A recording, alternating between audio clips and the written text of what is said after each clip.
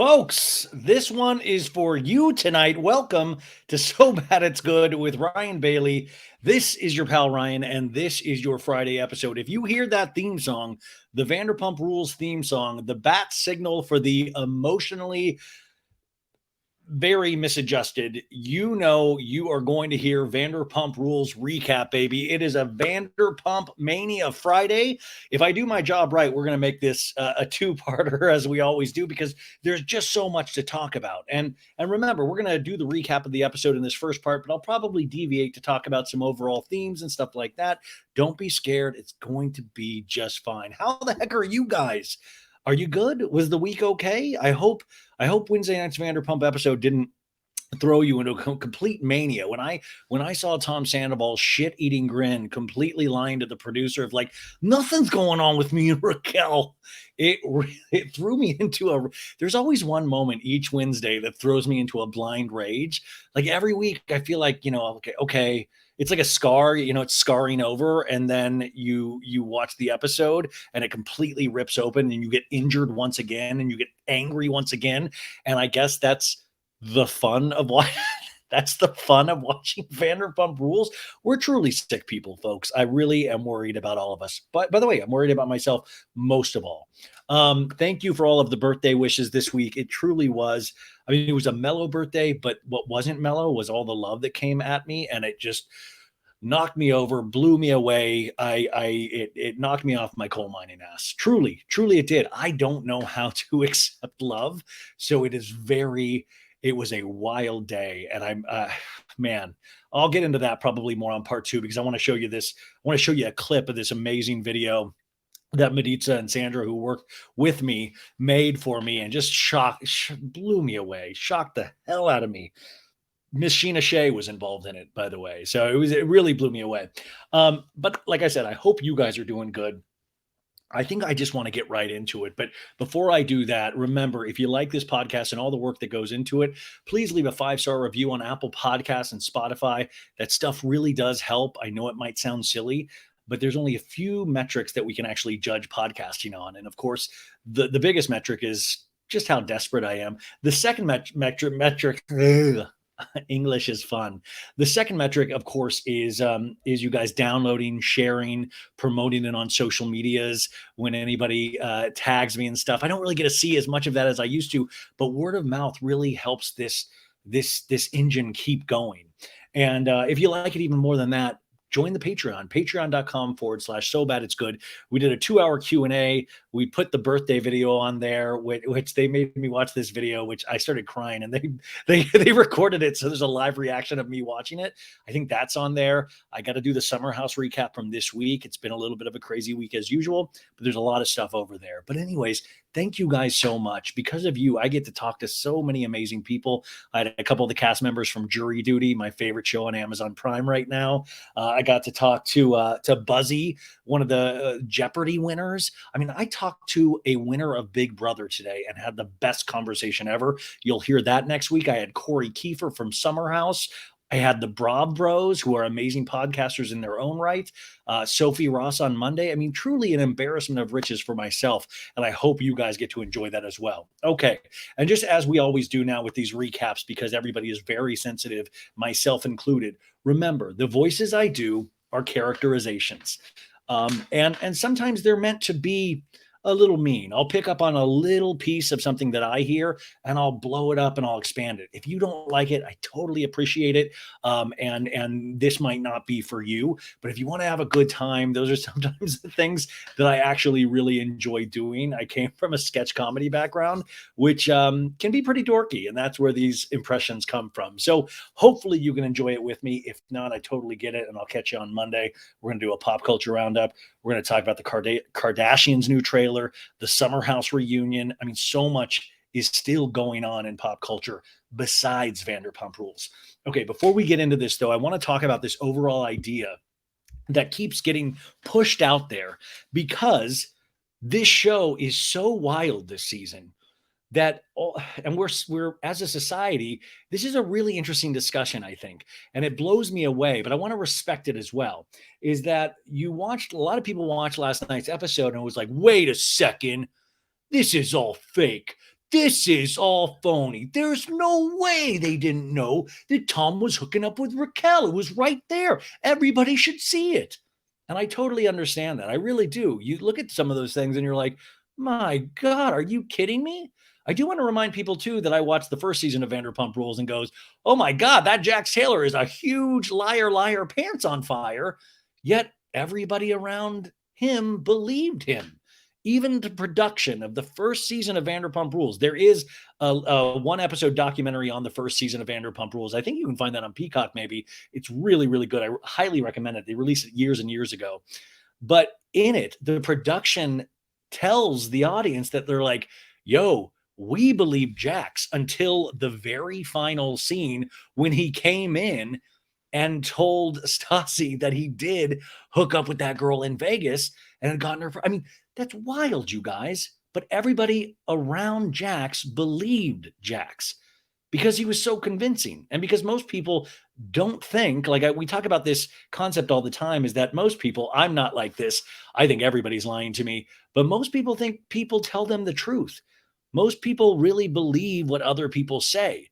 Now, us, I think reality show viewers might be a little bit different because of reality television, but it opens up this concept this season that I'm hearing more and more that it's all fake, that it's all set up.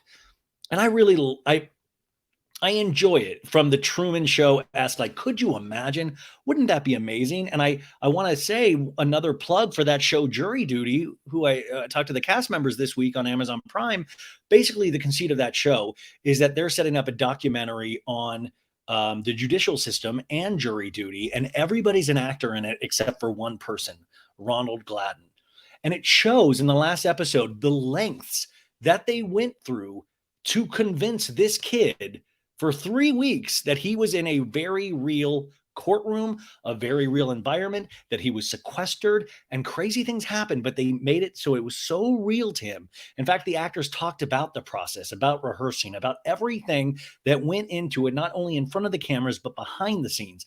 And you see it in the final episode, how much goes into things like that. And I understand a lot of the people that don't really understand how TV and film necessarily work, which is a good thing because you want to be just captivated by it. You don't want to think about I wonder if the camera guy's okay. You want to be swept away in something. You want it to be an escapism of sorts. But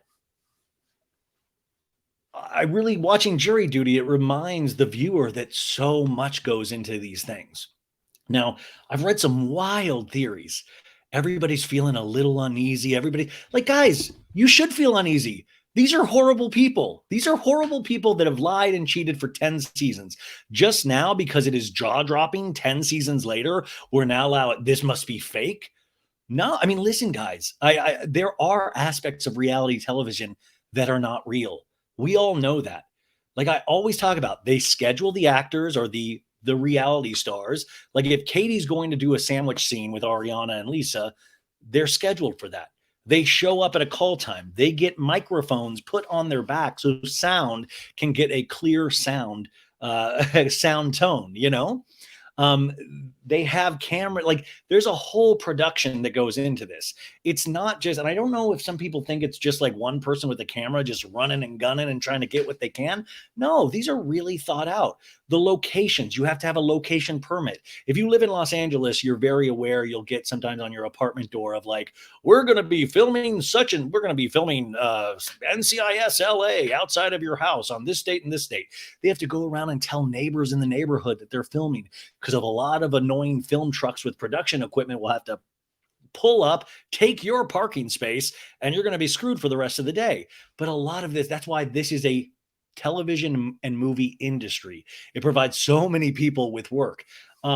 So as much as I think it would be interesting to toy around with the idea of this is all fake, a lot of it's not.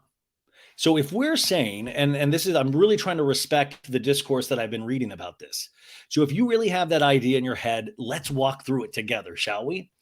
Okay, this season is fake, right?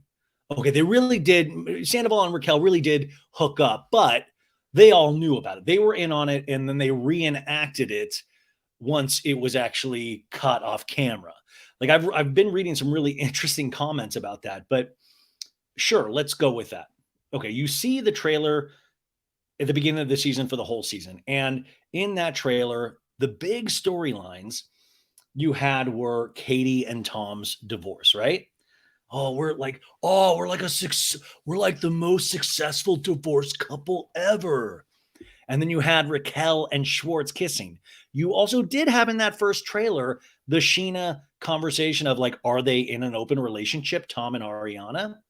Now, believe me, if they were sitting on something like this, they would have made that the main storyline in the trailer, and they would have had Tom and Katie as an addition, an amuse-bouche, if you will, an appetizer. So they really did have suspicions about Tom and Raquel. But Tom was adamant to people around him, and don't say, well, Schwartz knew. Yeah, Schwartz did know a lot. But your BFF knowing is very different than the entire cast and production knowing. Production might have suspicions and everything like that. But remember, what you're seeing in last night's episode, particularly, is Tom Sandoval thinking that he's smarter than everybody else. He's even lying to production now. And he's trying to give himself the kind of edit that will make sure that he's still a hero, maybe a misunderstood one, a hero in seasons to come. But he got busted. He did get busted. Also, I think that kind of thing is so potentially hurtful, but a lot of people are very callous these days, myself included, where like, oh, fuck them, they're making money. They don't make they make good money, but it's not the Kardashians. You know what I'm saying? And yes, of course, they want to continue this show. Everybody on that cast wants to have a job next season, but they don't want to have a job enough next season where they're going to do a Waiting for Guffman style reenactment of the betrayal against Ariana. So if we're going to take that down a little further, you're saying there's two things I've heard: that this entire season has been staged. That just would never happen. I hate to break it to everybody. It just would never happen. There are so many ins and outs. These cast members are such hotheads. First off, none of them would be able to keep their big yappers shut. I mean, just period. One of them would break. You don't think Schwartz would be dumb enough? He'd be like, Jax, can I just tell you a secret? Everything's been staged. And Jax would get angry at some point and tell somebody on a cameo somewhere of like, what's up? It's Jax Taylor. They made me play a villain on reality television. Schwartz, by the way, told me that this entire season is fake. Okay, so he would have the entire season. Somebody would completely blow cover on that. And the other thought of it is, if that were to be true, you're taking Sandoval and Raquel's betrayal against Ariana, and now everybody's agreeing to stage elements of this, which would make them complicit in that betrayal. They would all of a sudden put themselves in the driver's seat of being complicit in this, of saying, well, fuck you, Ariana. I don't give a shit. I'm trying to make money here. And by the way, a lot of them are making money off of this. Yes, this isn't new to reality television. Everybody has done this. Erica Jane, Jen Shaw got yelled at by the judge because she was doing like free Jen Shaw merch. This is part of reality television. This is the corniness that can be in reality television. So they would be complicit in it. Also, Ariana, you're saying, is so fake that she is so hurt about a 9-year relationship, 9+, that she is so hungry for fame, even though she hasn't necessarily been that thirsty, probably the least thirstiest of Vanderpump Rules cast. I mean, Katie's not thirsty at all.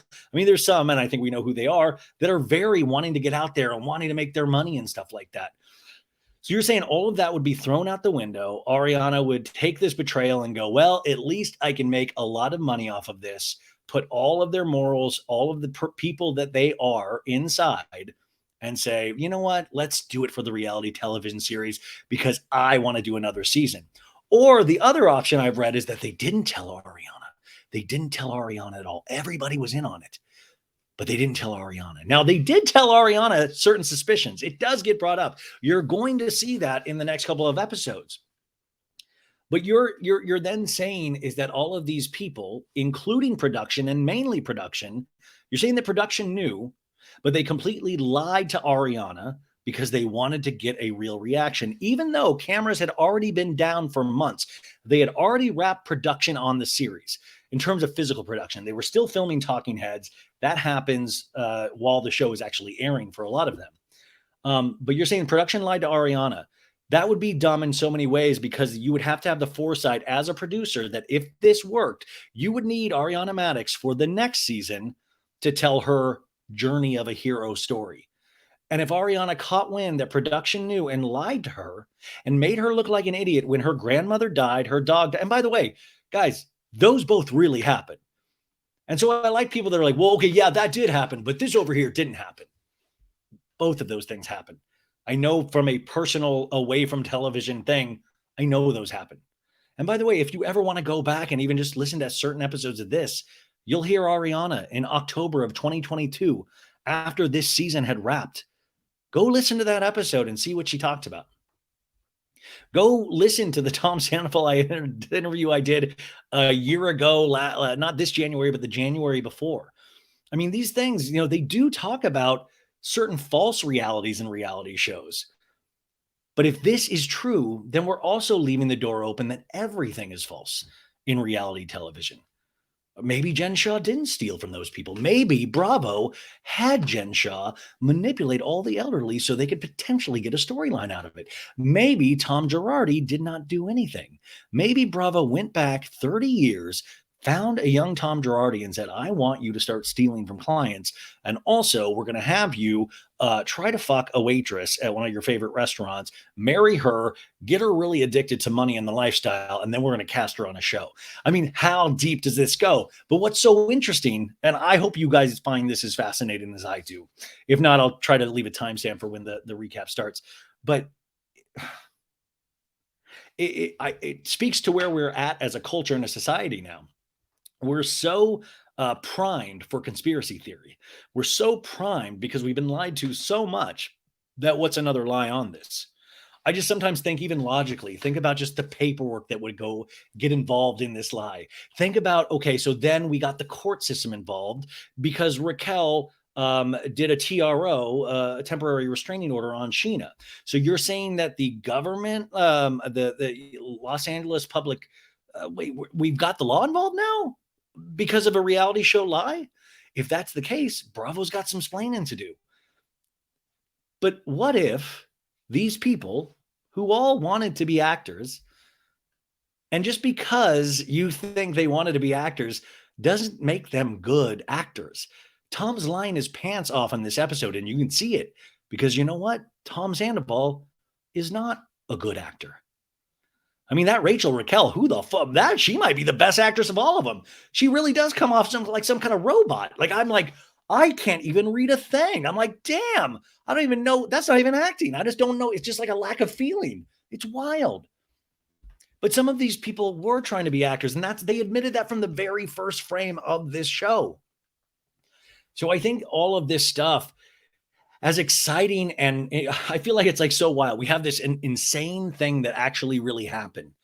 And we're like, oh my God, fascinated by it. And then we're not just satisfied with that. Now we're like, but what if we went even deeper? What if we pulled that curtain back and we find out that's all fake because that was all potentially staged? It's like, where does it end? At some point, these people really do live their lives.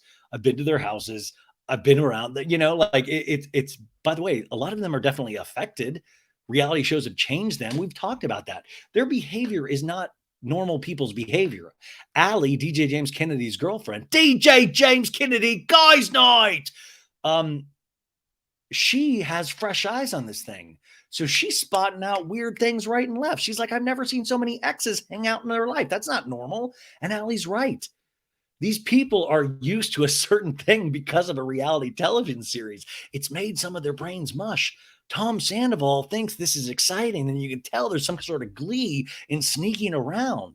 You really sense that. You sense that, like, wow, dude, you have strayed so far from the light, dude, because you can tell at times you were enjoying this. Maybe you got some sensibility knocked into you now, but my God, it's tragic to watch this dude because you can tell there's a part of him that's getting off on it. You can tell he's like, oh, I got a little secret on everybody. And the other thing is, so you're telling me all of this is fake. And Tom Sandoval, who we don't like to self-diagnose, but a lot of people say, well, that's a confirmed narcissist right there. So you're telling me a narcissist that cares so much about what people think about him and wanting people to like him, you're telling me that he is going to take the fall now. He's going to be like, you know what? I want this show to continue. And it's not going to benefit me right now. People are going to fucking hate my guts, but it's going to benefit Lala, Scheana. It's going to benefit everybody but me. Tom Sandoval does not like Lala Kent. Tom Sandoval doesn't really like Katie Maloney.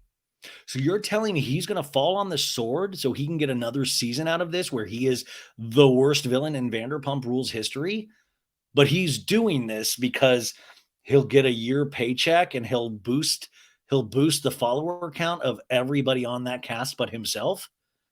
And of course, drag Raquel along with him as now somebody that is extremely hated. And somebody that I think she is told that there is mental health issues that she is seeking help for. I just wish people would like really, really think this through. And by the way, if you really believe you're watching something fake, stop watching it. Unless you really like watching fake things, and then keep watching it. Watch it however you want. I'm just trying to tell you my thoughts, and even just from a production standpoint, why that would be nearly impossible. And if they did pull this off, you guys, it would literally be, I'm trying to think of it would be one of the greatest cons ever. It would be so good that you would want to make a documentary on it. Peacock would want to make a documentary about how much they fooled America. Because also, even if they did all of this, there was no guarantee that it would work. There's no guarantee that it would catch fire the way it did. So even if that's fake, then you're counting on Tom Sandoval going to Howie Mandel, not, he knows he's a complete villain at this point. You don't think he would have been like, oh, Howie, and the deal is, this is really fake. It's just crazy now, and they're hanging me out to dry. No, none of that would add up at all.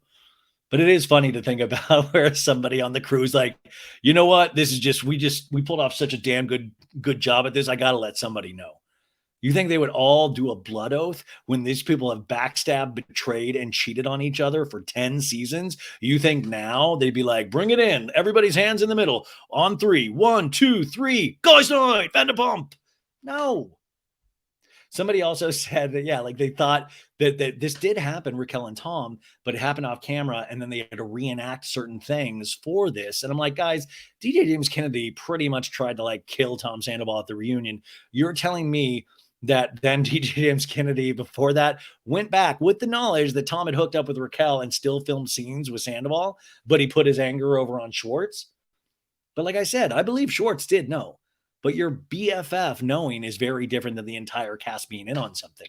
You see those two guys being sly, protecting each other, thinking they're above, like throwing in little, I think Raquel's got a crush on somebody else. Tom's wearing glasses 8 times the size of his head. He's like, yeah, who do you think that is, dude? It's so weird, you guys. And the sad part for me and the why it is jaw-dropping is there are scenes Ariana doesn't know. They are talking about fertilizing eggs. He's fully cheating at this point. Ariana's grandma did pass away, all of this stuff. And to me, that's what makes it fascinating. To me, that and that alone does. I don't need to pull back and make this even like, oh my God, it was planned. By the way, if it fully was staged, and certain things in reality are, I don't think I would want to watch anymore. But to each their own. I just wanted to throw those 2 cents here at the top because it's been burning in my brain all day. But I think it's a really fascinating conversation as reality shows go further and further.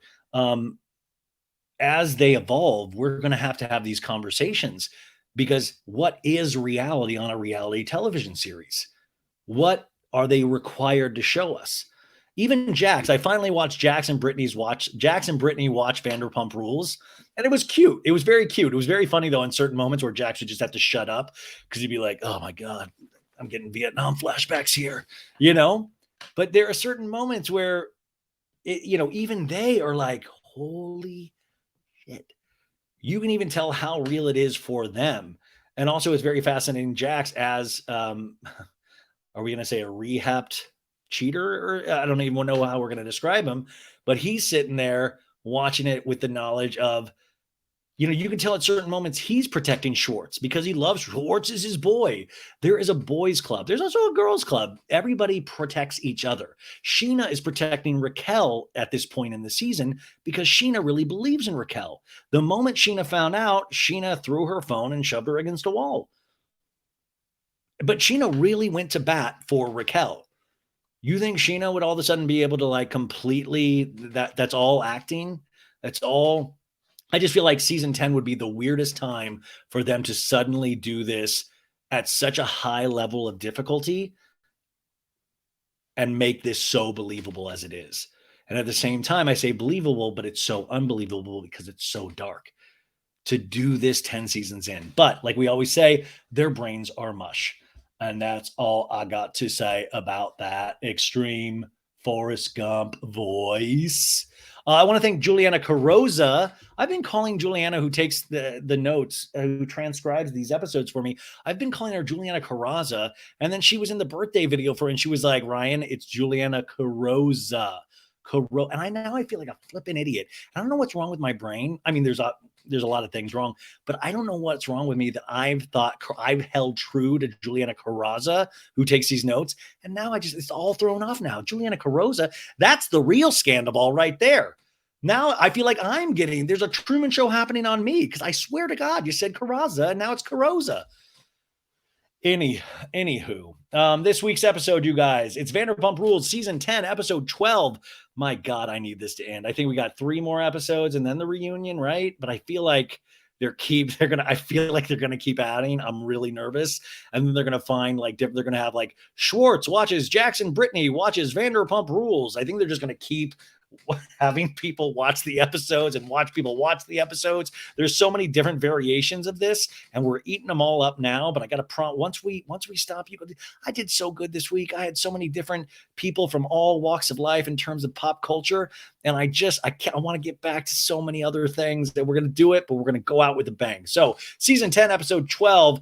This episode is entitled "Beach Don't Kill My Vibe." LOL, Kendrick Lamar call back there. The cable company gives us a description each week, and this is how they describe this episode. Sandoval opens up to Schwartz about his romantic problems with Ariana. Now, if you want a fake scene, that's your fake scene right there. Scheana blames Katie for spreading a sordid rumor about some of their friends. In retrospect, that does give you a little bit of a giggle. And that, by the way, that poor Satchel Paige, the poor Satchel, the kid's wearing socks at the beach with his sandals. I mean, he's got the curly hair that's frizzing in the hot climate, and he's hanging around a bunch of devil people. We'll talk about Lala's The Dawn because I don't have nice things to say about The Dawn. But we'll get into that. But this poor Satchel, you can just tell he doesn't not know what the hell he's gotten himself into. Oh my God, I just got word. Lala is going to the White House Correspondents' Dinner with the LA Times. The LA Times, of course, I'm guessing it's because LA Times broke the story about Randall Emmett and all of the crap he was involved in. I believe it was Amy Kinnaman who wrote that story, brilliant writer for the LA Times. And so now we've got Ariana and Lisa Vanderpump going, and now we have Lala Kent going. Can DJ James Kennedy go with like DJ's Monthly magazine or something? Does Cascade have a magazine or a newspaper that DJ? My God, it's going to be great when the entire cast of Vanderpump Rules is there. But mark my words, there will be cameras, and this will be in season 11 of Vanderpump Rules, is the cast going to the White House Correspondents' Dinner.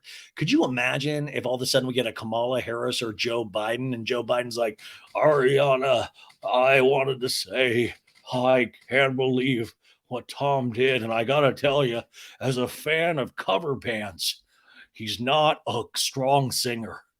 He needed to get that mustache gone. But my God, I'll never have him to the White House, Ariana. Mark my words. And my God, that Howie Mandel is a horrible podcaster. My God. So that's great. That was breaking news, you guys.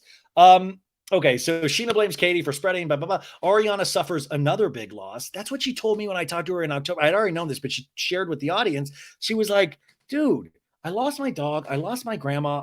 I came into this season wanting to have a blast, and it was a miserable season for her. Everybody else got a beat. Like she was like, I was always out. I didn't get to do things. And then that's heartbreaking because I talked to her in October and she wasn't like, I got cheated on. She didn't know. And Sandoval was in full bloom at this point.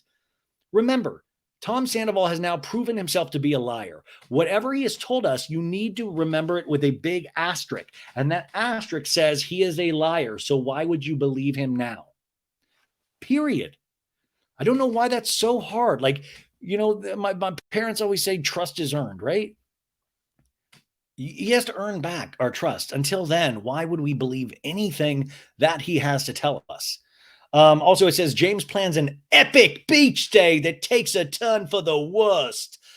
By the way, his beach day is guys' day, a guys' day at the beach. We're just going to have some drinks and sand and talk about the Imagine Festival where I'm opening for DJ Cascade. Previously on Vanderpump Rules. While in Mexico, Scheana and Brock got married in Cancun while Katie and Kristina looked on from their balcony. By the way, these are the kind of things that are like fudged. If you want to talk about reality of reality, Katie and Kristina, yeah, like they went because they're part of Vanderpump Rules.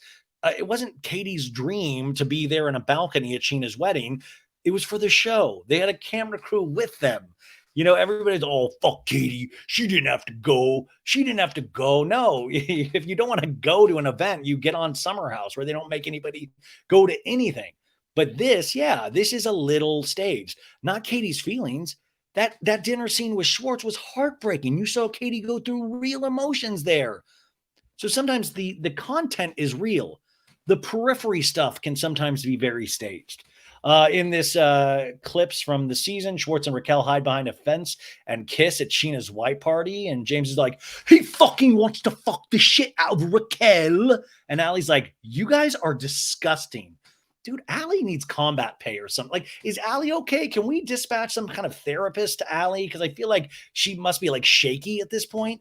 And then at the welcome dinner, Ariana is talking to James of like, don't hit somebody like that. And James is like, he hit me first. And Ariana's like, I don't care. I don't like him doing it. I don't like you doing it. And then Allie walks away embarrassed. Allie's got this head on her shoulders, man. Does not take DJ James Kennedy's crap, which so confuses me because I was like, some people are attracted to the people that are very similar. And Raquel stood up to James. It seemed like one time on the show was like, I will leave you if you keep drinking, which was amazing. And we were all for it. But this Allie does not take any guff. She's like out every time. And I'm just blown away. And I'm hoping it creates a kinder, gentler DJ James Kennedy. I really do. And we'll talk about James on Watch What Happens Live. But remember, two things can be true at once. DJ James Kennedy can be really great and amazing. And we champion him right now. But he can also have really dark demons. He's still drinking on these episodes. Remember, we really root for DJ James Kennedy this season, but eventually that's going to catch up to him as well in season 11 and season 12. If we pay attention to reality shows, that's just going to come back up. And then we have Scheana's bachelor party in the catamaran, and Allie's like, I love James, but that was eye-opening. And Lala's like, yo, that's relatively tame compared to what you could see in the future. And little Lala's like, yeah, DJ James Kennedy's wild. Of course, little Lala is what I call Lala's private parts that have a very active voice in every scene that Lala's in. Back in LA at Ariana and Sandoval's house, Ariana's like, what day are you doing your thing? And Sandoval's like, my deposit. And Ariana is talking heads like, I froze my eggs. They are more viable as fertilized embryos. Sandoval is in a conversation with her. He's like, are we going to ever use these eggs for anything? And Ariana's like, I don't know. Maybe not. I don't really care if we do, I guess. And Sandoval's like, oh.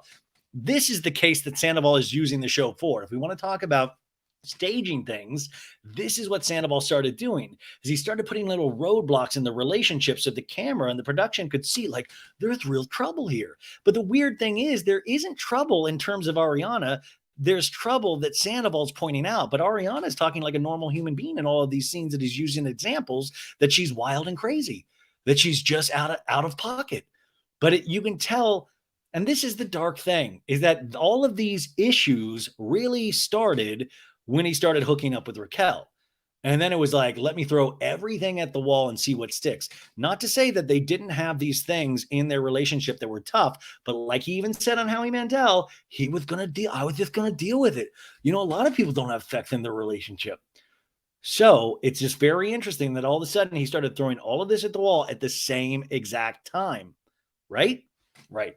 Okay, then at the classic cat of last week's episode, we had Lala's birthday, and Raquel shows up, and Raquel's like, "Hi, I'm coming to you to apologize to you because I didn't know how easily a man could mislead you." And Lala and Raquel hug, and Raquel's like, "I'm really sorry, Lala," which is such a dark line. I didn't know how easily a man could mislead you while she's actually sleeping with Tom Sandoval. Ariana's in that building. We get the song. And by the way, this wasn't an hour and 15-minute episode. This was finally, we got just a tight hour. The lyrics of this song, it changes to me each week. And especially as I get older, I celebrated a birthday this past week. And I said, are these the best days of our lives? Because it feels pretty bleak. And it's like, you know what? I don't think we should say best days about any of this season. I mean, maybe best shows, maybe the best shows of our lives, but let's raise our glasses high because this one is for you tonight. We start the episode at Schwartz's man cave where he lives with his girlfriend, girlfriend at the time, in Valley Village. Schwartz is in his kitchen humming to himself while he juices some fruit. This guy now, and he like, are you like me? Are you tired of these little Schwartz apartment scenes where he's like, I'm getting my Schwartz back, you guys. And he's always like, it's like a prop comic. Like, I don't know, maybe I do a bit with the juicer. Could I do a bit? Like, I'll do some juice, trying to get healthy, drink juice, right? I don't know. Juicing seems just like so much work for just such little reward. And he's not doing it right. There's pulp everywhere. And Schwartz is like, whoa, whoa, whoa, whoa. Oh, shit. Oh, my God. Oh, his glass is overflowing from the juicing. The guy's definitely not going to get his deposit back on that place. Over at James and Allie's apartment, they're waking up in bed. This is very reminisce. I mean, this felt very college dorm. Like I was shocked that the mattress wasn't in the kitchen because James is rubbing his eyes like, what a night. I feel like death. And they're passing back this Arrowhead plastic gallon jug. And Allie's guzzling water. And she's like, me too. And James is like, I'm never drinking again, honestly. And Allie's like, me either.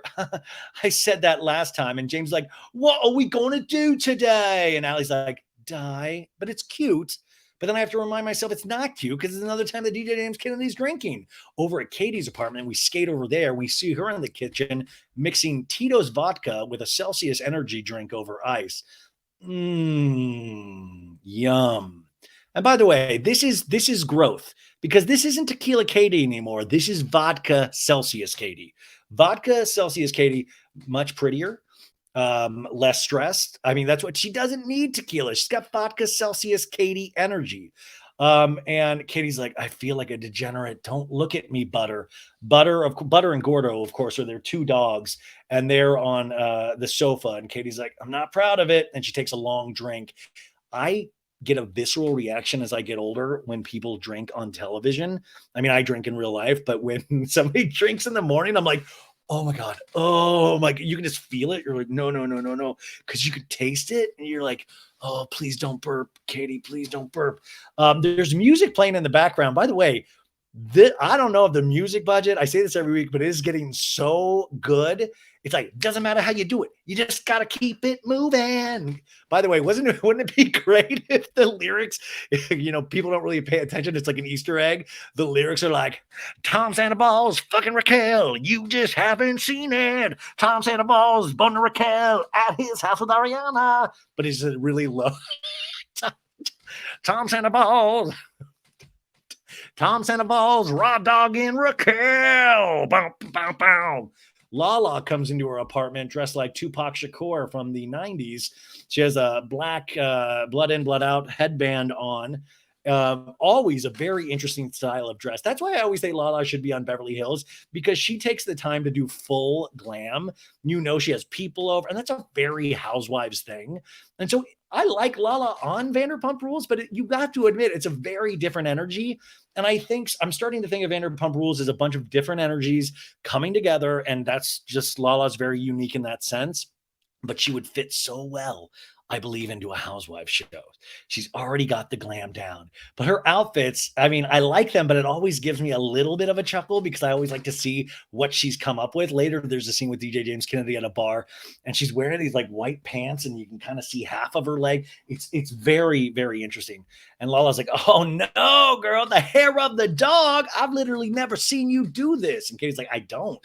And Katie ordered them Chick-fil-A, and I was like, "Hell yeah." And I was like, "Last night was a good birthday. I had the best time. You and Satch," short for Satchel, you guys. "Katie, I've never seen you like that in my life." And Katie laughs and covers her face in embarrassment. And Lala's like, "All you could see when you guys were making out was just mops."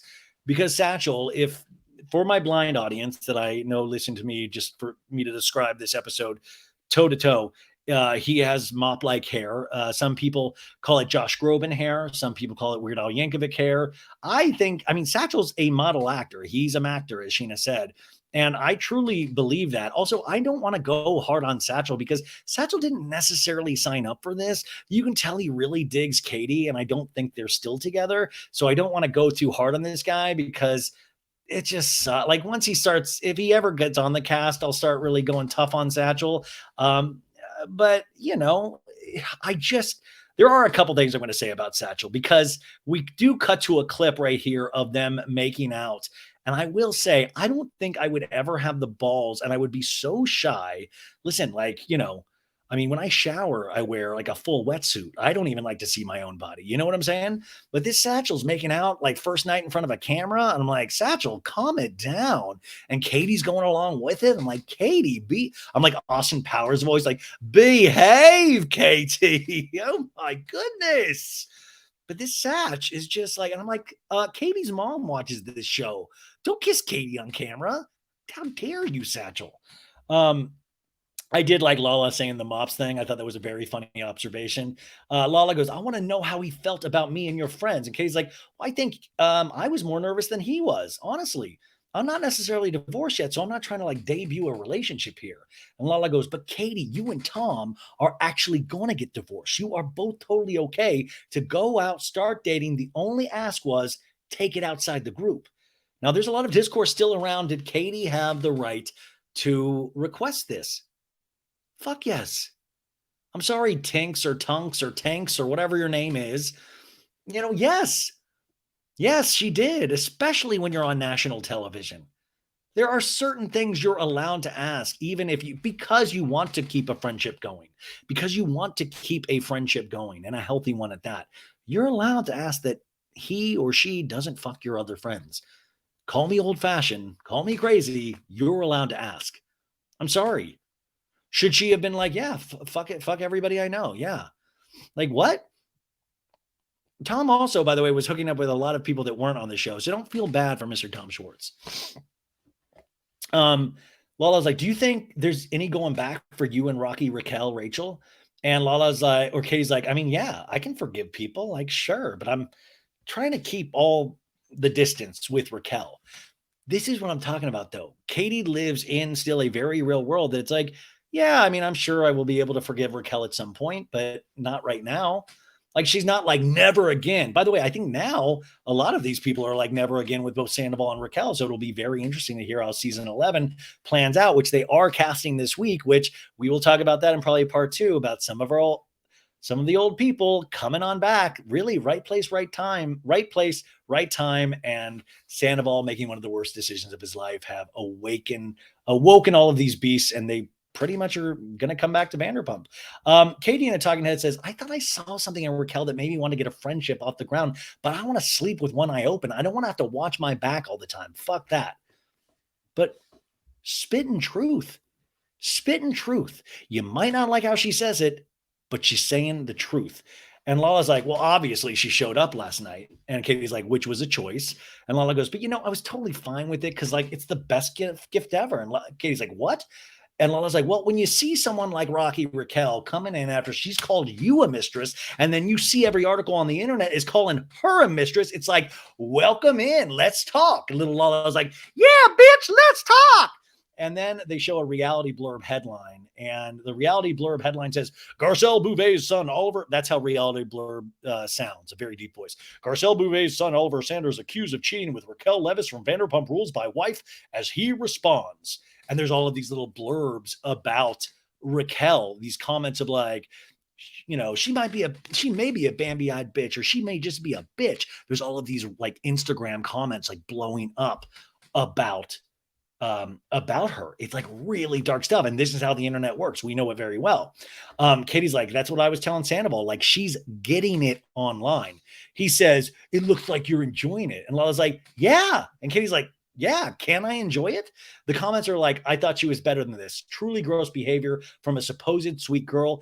Guess she's more sour than sweet. Blue Waves 432 says, the only pageant crown she'll be winning now is the one for Miss Mistress, and it looks like she's coming for the title.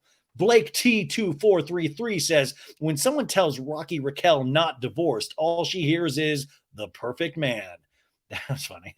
Hot Pot Hottie 2 says, how you gonna sleep with a married man? I'm off. Hashtag Team Raquel.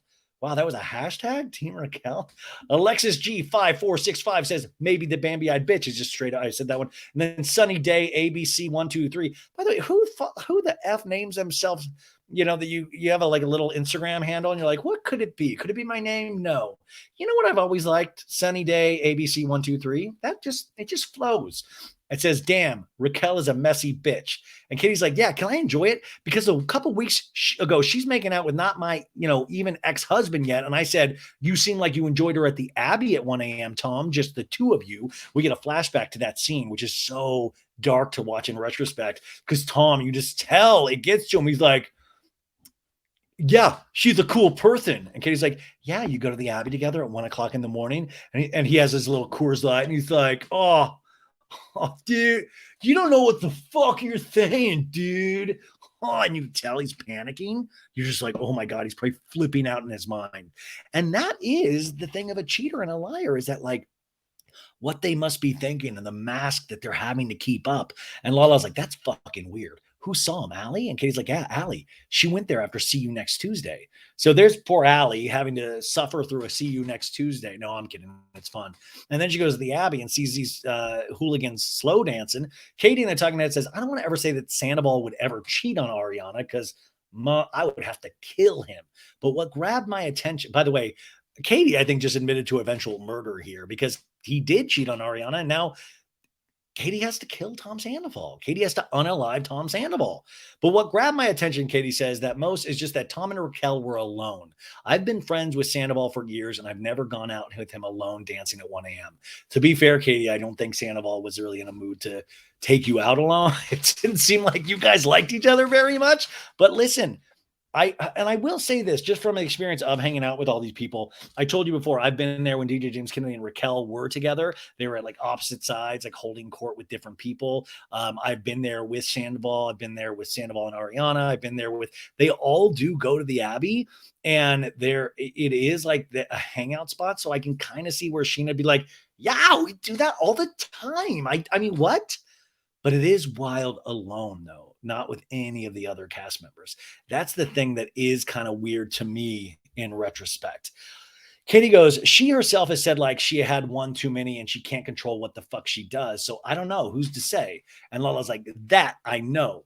Which, by the way, Katie's referring to the Vegas scene where she's like, what, lucky you don't have a man for me to take. Which I thought at the time before Scandal, remember I was standing up for her where I was like, listen, she's tipsy. Like, she doesn't know what she's saying. She's trying to keep up with the OG, the old guard, Lala's doing like rapping verbal assassinry around her, and Raquel doesn't know what to say and she's drunk.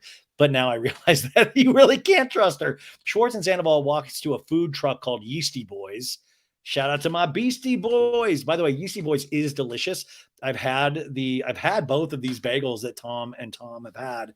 And I feel Yeasty Boys doesn't need this kind of bad press because they're actually a great business.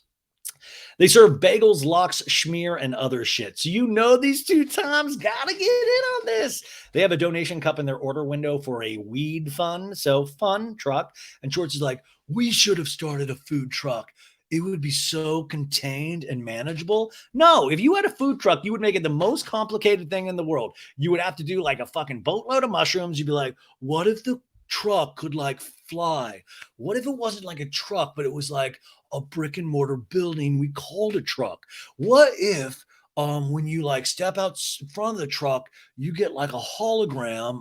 They would make it so difficult, but it is funny to hear how deeply they seem to regret Schwartz and Sandy's before it's even open. Schwartz is like, "Oh, are these brewskis?" And it turns out they're just apple juices. It's another red flag when you just pull up to a food truck and you think they're serving beer and it's actually just morning and it's apple juice. And Santa was like, "Oh, yeah," they order. And the food truck chef's like, "What's your name?" And Santa was like, "Tom." And Schwartz is like, "And Tom." Ha ha. These guys think they're so damn, they think they've got our number. And for a long time they did, but we're on to you now. Granted, a lot of people will still sleep with you and it's not going to affect anything, but a lot of us are still on to you. You're not as charming anymore. You've been dinged on the charm factor 43%, period. Anyway, Schwartz is like, by the way, I had a conversation with Raquel. And Sandoval's like, did you guys already just really bad acting in this scene? And Schwartz is like, no, we did not make out, Thomas. Yeah, it's like I have such an appreciation for Raquel. And Sandoval's like, dude, she's dope. And Schwartz, dude, she's dope, dude. Schwartz is like, but it's so I just don't know why I'm not more attracted to her. And Sandoval goes, he's like very caring. He's like, you don't have to be, dude. Like it's all of a sudden like an ABC after school special. He's like, Dad, Dad, sometimes I don't know why I'm not attracted to a pretty girl. Well, son, I'll tell you, sometimes attraction's a weird and wonderful thing. It's so dumb. Sandoval's like, you don't have to be, Tom. Oh, okay, good. Because I thought you were going to make fun of me because I didn't want to like bone zone her, you know? Schwartz is like, there's like no sexual chemistry, which this is another. I think this is poor acting here. And Sandoval's like, really? And by the way, this scene is so ridiculous because this is the scene where I was telling you where he's wearing glasses that look like a clown would. It's like, Elton John could never, like, like these are like so huge. And by the way, I think it must be the guilt eating his skin alive, because for someone who's gotten so much Botox and all of this stuff, takes really good care of his skin, hasn't he looked like a mess the last couple of episodes? You can see the stress, the age spots, the Botox, like just crumbling around the skin. Like you can just see it. Like you know what I got to say? I'm hoping that's it. I'm hoping that the guilt is fucking eating him alive. I hope it's that, because I want to believe that there is a lot of good in this dude still, and that he got caught up in just some wild, fucked up shit, which he's still not fully admitting. But it's wild. He looks horrible. He looks horrible. And Schwartz is like, I have this gut feeling that she kind of has a crush on someone else. And Sandoval can't even hide his shit-eating grin. He's like, yeah? Huh? And that's what's so dark, is this scene. Like Schwartz is like, that's just it, I think. I don't know. What? We called it out right there. Sandoval knows it's him. And he's like, yeah, that's right. She wants to ride on the Sandoval Express, dude. That's what she wants, dude. Smell my fingers, Schwartz. Too late, bruh. The Tom's forever. Guys night. It's so wild. That's it. Like, Schwartz knows at this point that they've made out, at least. I think he knew just the makeout part. But he's literally poking at Sandoval, kind of teasing a little bit. They're like bouncing off each other like horrible improv partners at UCB, Upright Citizen Brigade. Like you can tell they're like, oh man, we're getting one over on production right now. It's like fun. Like sometimes guys just enjoy being bad together. And I feel like this scene is an example. The food truck order is ready, and Schwartz is like, oh, thank you. First timers here. Sandoval's like, we're excited. I'm like, we know you guys are. And then Schwartz is like, how are you and Ariana doing, by the way? Sandoval's like, oh, gotta go on a cleanse. As he literally shoves a fucking lox bagel down his gullet. He's like, Ariana wants me to fertilize her eggs. Like, I guess it helps the eggs live like. And by the way, when he does this, did you guys notice he does his little pop and lock? And he's like, Ariana wants me to fertilize her eggs. And he goes, like, it helps the eggs live longer and it's better for them. And Schwartz is like, do you want to do this, dude? And Santa was like, I mean, yeah. Well, why not? Like, it's like, why not type of vibe? And Sam was like, exactly. And Schwartz is like, but you're not like, yeah, I'm so fucking glad she asked me. And Santa was like, I'm also like, so like we can have kids like when we're 50 or something like, yeah, dipshit. Yeah. You're 42 right now, right? So yeah, it would probably be around the time you're 50. I thought you were the one that wanted to have a family. Now all of a sudden you don't want to have a family?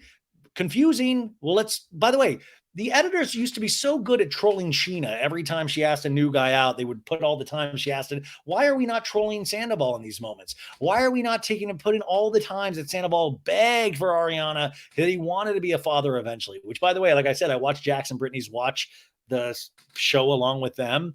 And Jax said, there were some funny moments. Jax was like, Sandoval would make a horrible father. He's never even at home. I was like, that's a good point. I always thought Sandoval would make a good dad. But then I was like, well, that's a very interesting point. He doesn't ever want to be home, but who knows? By the way, Jax thinks he's a very good dad. And Brittany's like, yeah, Jax, you're an amazing dad. You good dad. It was very cute. Sandoval's like, it's been like a little frustrating with Ariana. Like we'll be talking and she like comes at me. It's almost like she knows I'm fully cheating on her with Raquel. He's like, that whole girls trip, I wanted to talk to Lala about it. And Ariana's like, what? So you can yell at women? Which, by the way, Ariana was saving Tom's ass because, like we talked about in my interview with him, is that Tom will get into these situations and he won't be able to like really defend himself or speak properly because his mind doesn't work that way. And then they'll edit something out and they really will make Tom look or just kind of highlight a douchebag moment. And Ariana's saving his ass about that in a very sly way. But I like this, like, oh man, she like comes at me. It's like, but like, dude, of course. She's picking up that her dude is a complete D-bag all of a sudden. Sandoval's like, and I'm like, what the fuck are you talking about? And Schwartz is like, she's quick to be dismissive of you, bro. And that's a slippery slope in a relationship. I'll tell you what, man, from being pretty bad in a relationship myself, it's a very slippery slope. I love that he's like professor, like he's a professor.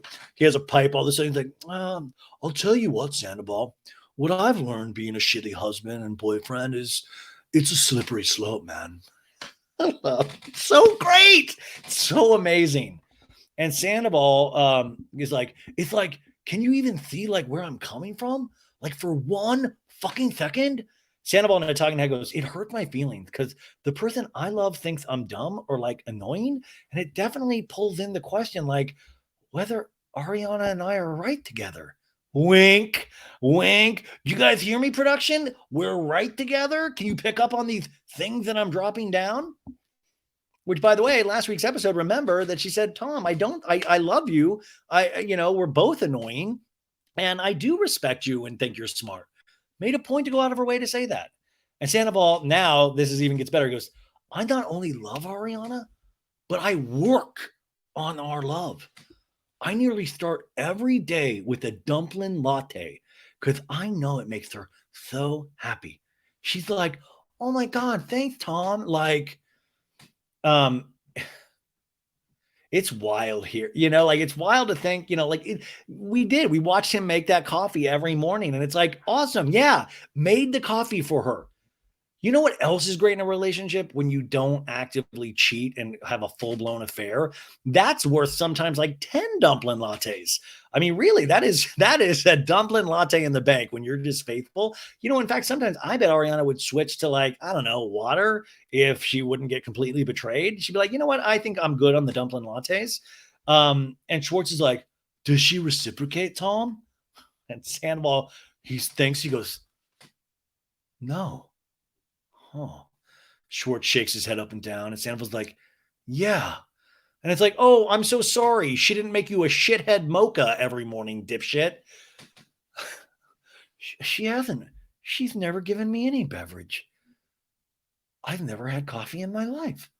Like it's like this is wild. It's like all of a sudden everything now in their relationship will be questioned because he is boning Raquel. So now it's going to be how horrible Ariana is all the time. This girl's drinking dumpling lattes like they're going out of style. This man's burning his fingers on the latte machine. It's you know how hard it is to make a dumpling latte? My God. Back at James and Allie's apartment, James is like, "You hungry? My tummy's hurting. Like, I'm gonna do a PB and J." And Allie's like, "That sounds good, thanks. What you doing over there?" And Allie's like, "Well, just doing some astrology studying. What's the week look like? Is Pluto going into Uranus?"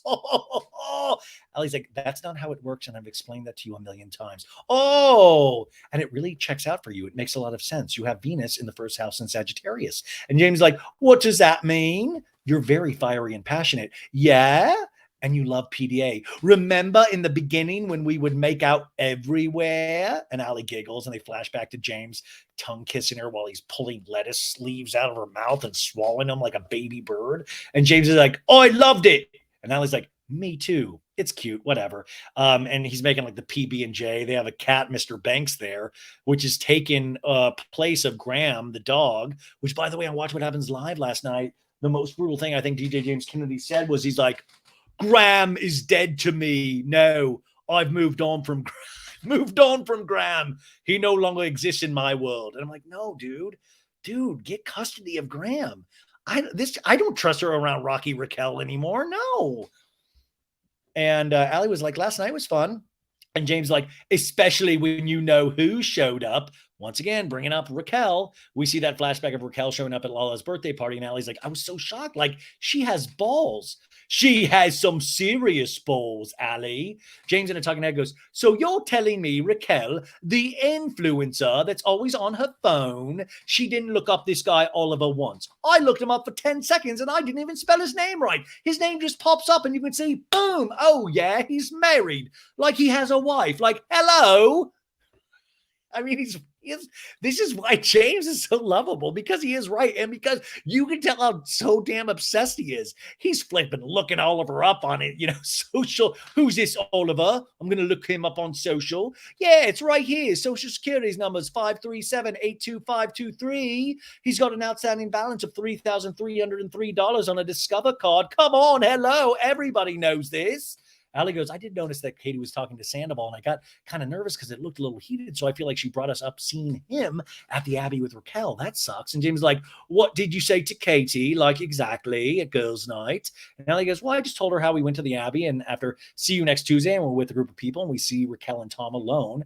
And she didn't think that Tom was at the Abbey because he always does that, but she thought it was weird that he was just with Raquel. I mean, she obviously doesn't trust her. She said something about them not having a lot of rules. I don't know what that means or what she was implying by that." And James is like, "Well, it sounds to me that Katie is saying that Tom and Ariana are in an open relationship." I'm like, "Really? That's what you got from that?" I didn't get that. I just thought it was like, "That's weird." "Well, obviously, it means they're swingers at a key party. Obviously, yes. I can pick up on the clues that Katie is laying down." Allie's like, "Wait, so what you think when Katie implied that there's no rules, she meant an open relationship?" "Yeah, kinda. It's like that time when friggin' Lala went down in the back seat on Ariana in Tom's car. Oh, he literally goes, oh." Which, by the way, is very different, you guys. Everybody's like, "Oh, open relationship." Tom was in the car. Like, that wasn't like cheating or anything like that. It's a fucking guy like egging that thing on. Like, "Yeah, dude, get down on my girl." It was like all hot. They're all flirty. Like, who? It's totally different situation. Allie's like, "I'm just kind of worried because I don't want to be involved or anything. Should I just talk to Ariana about it?" And he goes, "You just don't want to tell Ariana about it." And Allie's like, "No, I don't." James like, "That you have that info? No, that's a fucking muddy puddle. I would talk to Scheana about it because she's the closest to Ariana. Like, you know what I mean?" And yeah, Allie's like, "Yeah, okay." And James like, Scheana loves to gossip too. She's gonna love it." By the way, didn't you notice how cute and compact his little PBJs on Wonder Bread were? His peanut butter and jelly, like smoothed the peanut butter very. I'm watching the show too intensely, very intensely. The jelly very intently, just full coverage on the bread. And he dropped one little bit of jelly, but he quickly picked it up like DJ James Kennedy at Guys Night. Next, we see Katie and Ariana stopping by the future home of Something About Her in West Hollywood, which is in between Sir and Pump. And it's very cute, the storefront. They're checking it all out. Looks good. And Ariana's like, yeah, we're leaseholders for the sandwich shop, and it is happening. And Katie and I talking, it says it's so exciting just to be here and look around and see how much potential this space has. Now, I've told Katie that I'm willing to work there under the table, tax free. Just I'll be like I'll wear I want to be like that show on FX, The Bear. That's how I picture working for them. It's just going to be intense in the kitchen. I'm just making Sammys and taking out trash, and people are yelling at me like, "We got 3 subs going down." Like, I could be a great worker bee there. I need this in my life. Anyways, they're talking about like, should we sand and paint, shiplap, and I don't know. Katie continues like, we've done a little bit of work on the space. They're like, oh, chairs will go over here, and Ariana's like, well, we know how to work the AC and the power and all of that. And Lisa comes in, hello everybody. Katie and the talking head continues, we're gonna have a sandwich empire, and it all starts now. Lisa, Katie, and Ariana sit down. And Lisa's like, nice. So what are we doing? What's the plan? Tell me your vision, ladies. And Ariana's, well, lots of flowers on the outside to really grab people's attention. And Lisa's like, yes, fake flowers, though. And Ariana's like, yeah. And Katie's like, I picture a really cute, like, corner nook moment over like here in the window. It could be really sweet. And Katie's like, I want it to feel cozy, inviting people to want to hang out here. And Lisa's like, so have you budgeted for what you want? I want to know that you're on it, because every day costs you money. You've seen what happened to the Toms. Which, by the way, I would love if Lisa was like, you need Nicolane to decorate it. We could have a steampunk flower garden right there. Nicolane, I love his work. Ariana's like, well, we have investor meetings and they're coming up. And, Lisa's like, are you going to get investors? And Ariana's like, yeah. Ariana and I are talking, that says, Katie and I need to put some of our own money into this business because it also shows investors that we're serious about it. But I don't want to get to a point where we're watching our bank accounts just dwindle into nothing while trying to get our restaurant open. That's a subtweet on Tom Sandoval right there. Lisa's like, what else? Tell me about Lala's birthday. And Ariana's like, well, it was a good time. And then Raquel showed up fresh from telling off Oliver. What's he done wrong? And Katie's like, everything. He's out here and hooking up and dating and seeing and sleeping with other women. And Lisa's like, hold on for 1 second. I know for a fact that he is separated and was wanting to file for divorce. So they're not together. Lisa Vanderpump is like the Kris Jenner of West Hollywood. She always will believe men over women. No, he told me with his own mouth. That's good enough for me. Yes. Have I noticed him diddling every person, clientele in Vanderpump Paris? Of course, my dear women. But who wouldn't? He's a very delightful young man. And Katie's like, well, the wife is saying something very different. Lisa's like, well, I just don't like to judge anybody when nobody's really ever out of this group has displayed exemplary behavior. This is why I kind of think they were trying to like soft launch Oliver a little bit here. And yeah, she makes a point about exemplary behavior, but once again, it's from the top down, Lisa. Like, you really haven't said you didn't teach the Toms how to run any sort of bar, and you're not teaching any of the staff how to have exemplary behavior. And it seems like it's going all the way down to Oliver. No, by the way, it's not Lisa's fault at all. Oliver is a complete doofus himself. But I'm saying Lisa, I think, is well aware of that people do shit like this. She's been around the block a time or two. Lisa in a talking head goes, the man's separated. He's filing for divorce. He's going to have a little snog with Raquel, and he's a bad person. I don't think so.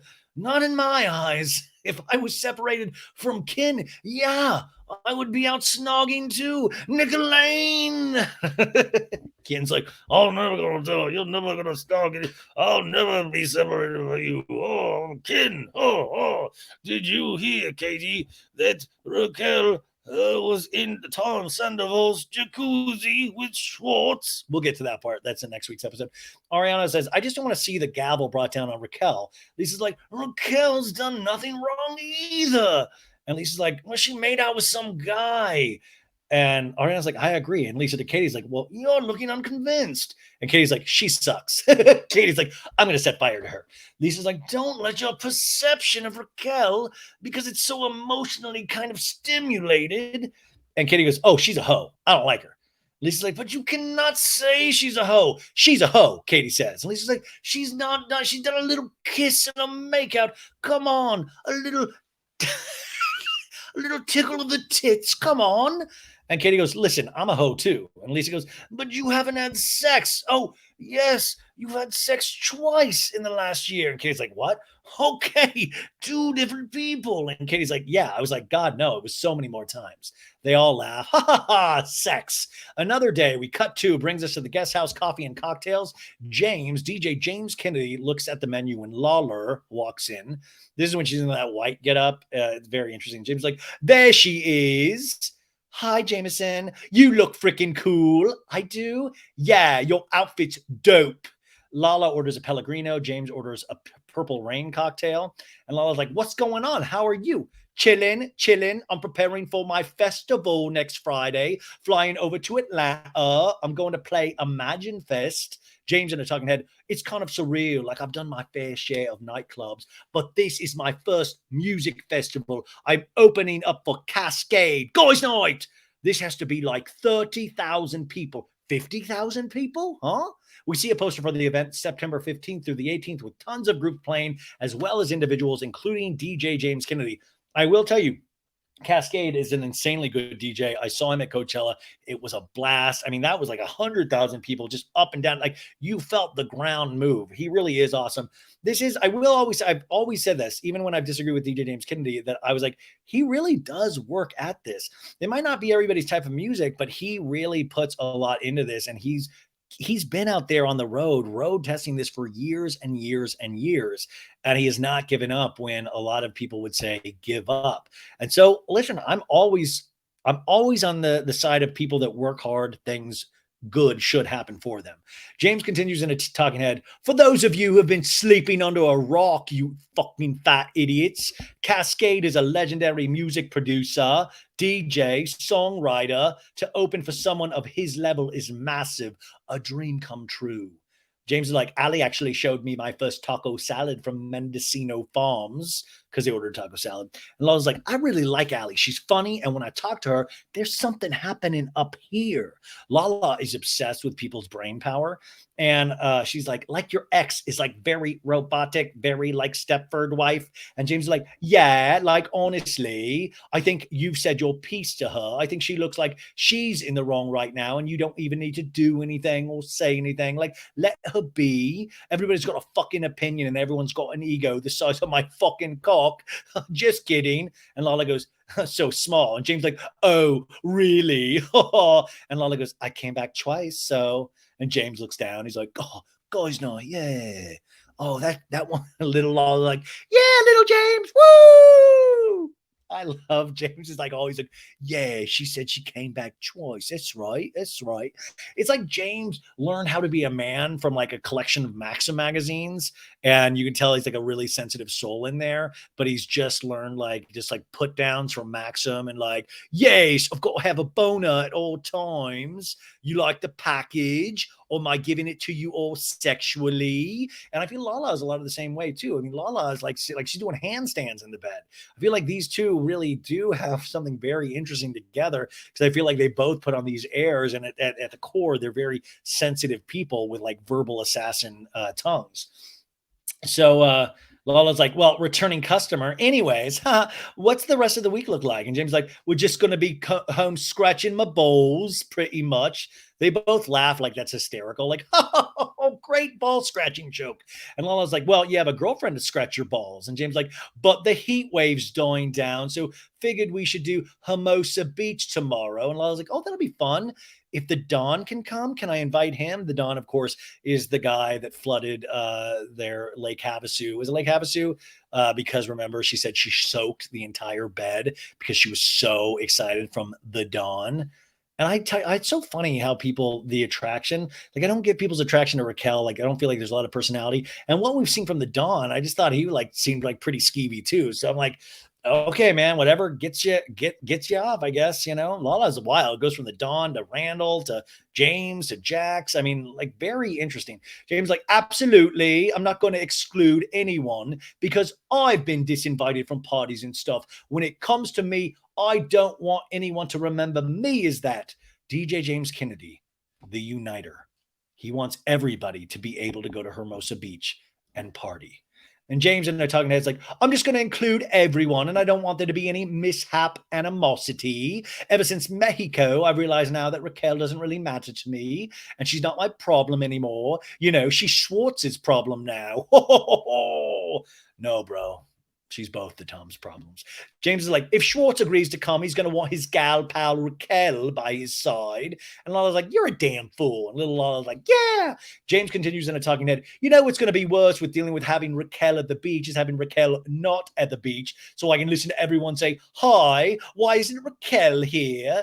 James sends a message to everyone via a group text on his phone. Hey, what's up, guys? Let's do a beach day tomorrow. It's like guys' night, but with girls. Bring your own snacks and booze or whatever. Let's have some fun. And Lala's like, I love that. And James is like, I'm excited to go to the beach tomorrow. We're now taken to a building that houses SCRC, Southern California Reproductive Center. Sandoval and Schwartz walks in. He's like, hey, what's up? I'm here for my jizz results. Now, normally you would think Ryan wrote that line. He's just being silly, but Sandoval literally walked in and goes, what's up, dude? I'm here for theming stuff. I'm here for all that jizz. All that jizz. It's so dorky, man. These two dudes in their 40s, just like, what's up? I hear you guys need some jizz. I'm here to donate some jizz. It's like Beavis and Butthead if they were good looking. The reception checks him in. You can probably tell she was like, oh my God, I need to put my 2 weeks in soon. Schwartz following whispers, did you just say jizz results? Oh, that was not cool. But secretly you could tell in Schwartz's mind, he's like, that was so cool. I fucking love Sandoval. They're led to the office of Shaheen Gadir, MD for reproductive endocrinology and fertility. Sandra, who works with me, said that she knows, she's heard this guy on the Skinny Confidential and other good podcasts, that he is a real, he's like one of the best. And this is a very expensive thing to do, obviously. Now I'm wondering, though, if they got any kind of like, he got to be on the show, so they got a couple of free sperms checked or something. Sandoval was like, dude, thanks for having me here. It's like, it's not TRL, Sandoval. You're in a doctor's office. Sandoval was like, obviously Ariana would have been here, but her grandmother passed away and she had to go back suddenly to handle family stuff. And I'm like, dude, don't say that, man. Sandoval in a talking head goes, the other day she got a phone call from her mom that, you know, her grandma had some sort of blood clot. And I didn't know, like she took a nap. And Sandoval in this scene, he's like, it's been a hell of a year for her. Wait till she finds out what I'm doing, dude. Schwartz is like, Jesus, I know. Dr. Gadir is like, Jesus, what are you like? Dr. Gadir even is like, you guys are fully creeping me out. Anyways, they introduce each other and he's like, hey, Tom, I got your results and I'm happy to go over them. The good news is that overall, it looks really good. The volume is normally supposed to be over 2 milliliters and you are at 4 milliliters, somewhat double the normal level. So that's a good number. And Sandoval and Schwartz are like, yeah, oh, dude, yes. And the doctor continues, sperm are also swimming very well. And Sandoval's like, oh, of course it is. And Dr. Gadir is like, the final category is morphology. That means normal look of sperm. We want it to be over 14%, and you came in at 6%. Wah, wah. Sandoval goes, do you think this has to do with stress, drinking, potentially cheating on a partner of 9 years? And Dr. Gadir is like, I think drinking a lot, you know, and super tight clothing. And you can just tell Tom's face is like, fuck, all I wear is super tight clothing. Doctor, if you had this bod, are you kidding? You tell me you'd wear loose, baggy stuff? No way, dude. Dr. Gadir continues drugs, and Schwartz chuckles out loud. I mean, this is really dark. And the doctor goes, one very important thing is that when we take this sperm to try to put with the eggs, we're actually going to be picking the sperm individually, and you still have 6% of about 180 something million sperm. Looks really good. And remember, guys, Tom Sandoval said on last week's episode, I don't need this restaurant to be an A+. A lot of performers, they're happy with a B-. And Sandoval's the same with the sperm. Dude, all we need is like a B- to a C+ sperm. That's passing sperm. Anyways, the doctor says, I think you're doing okay.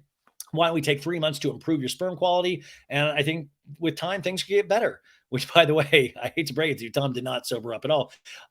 Sandoval's like, okay, I'm going to hit up my girlfriend, Ariana.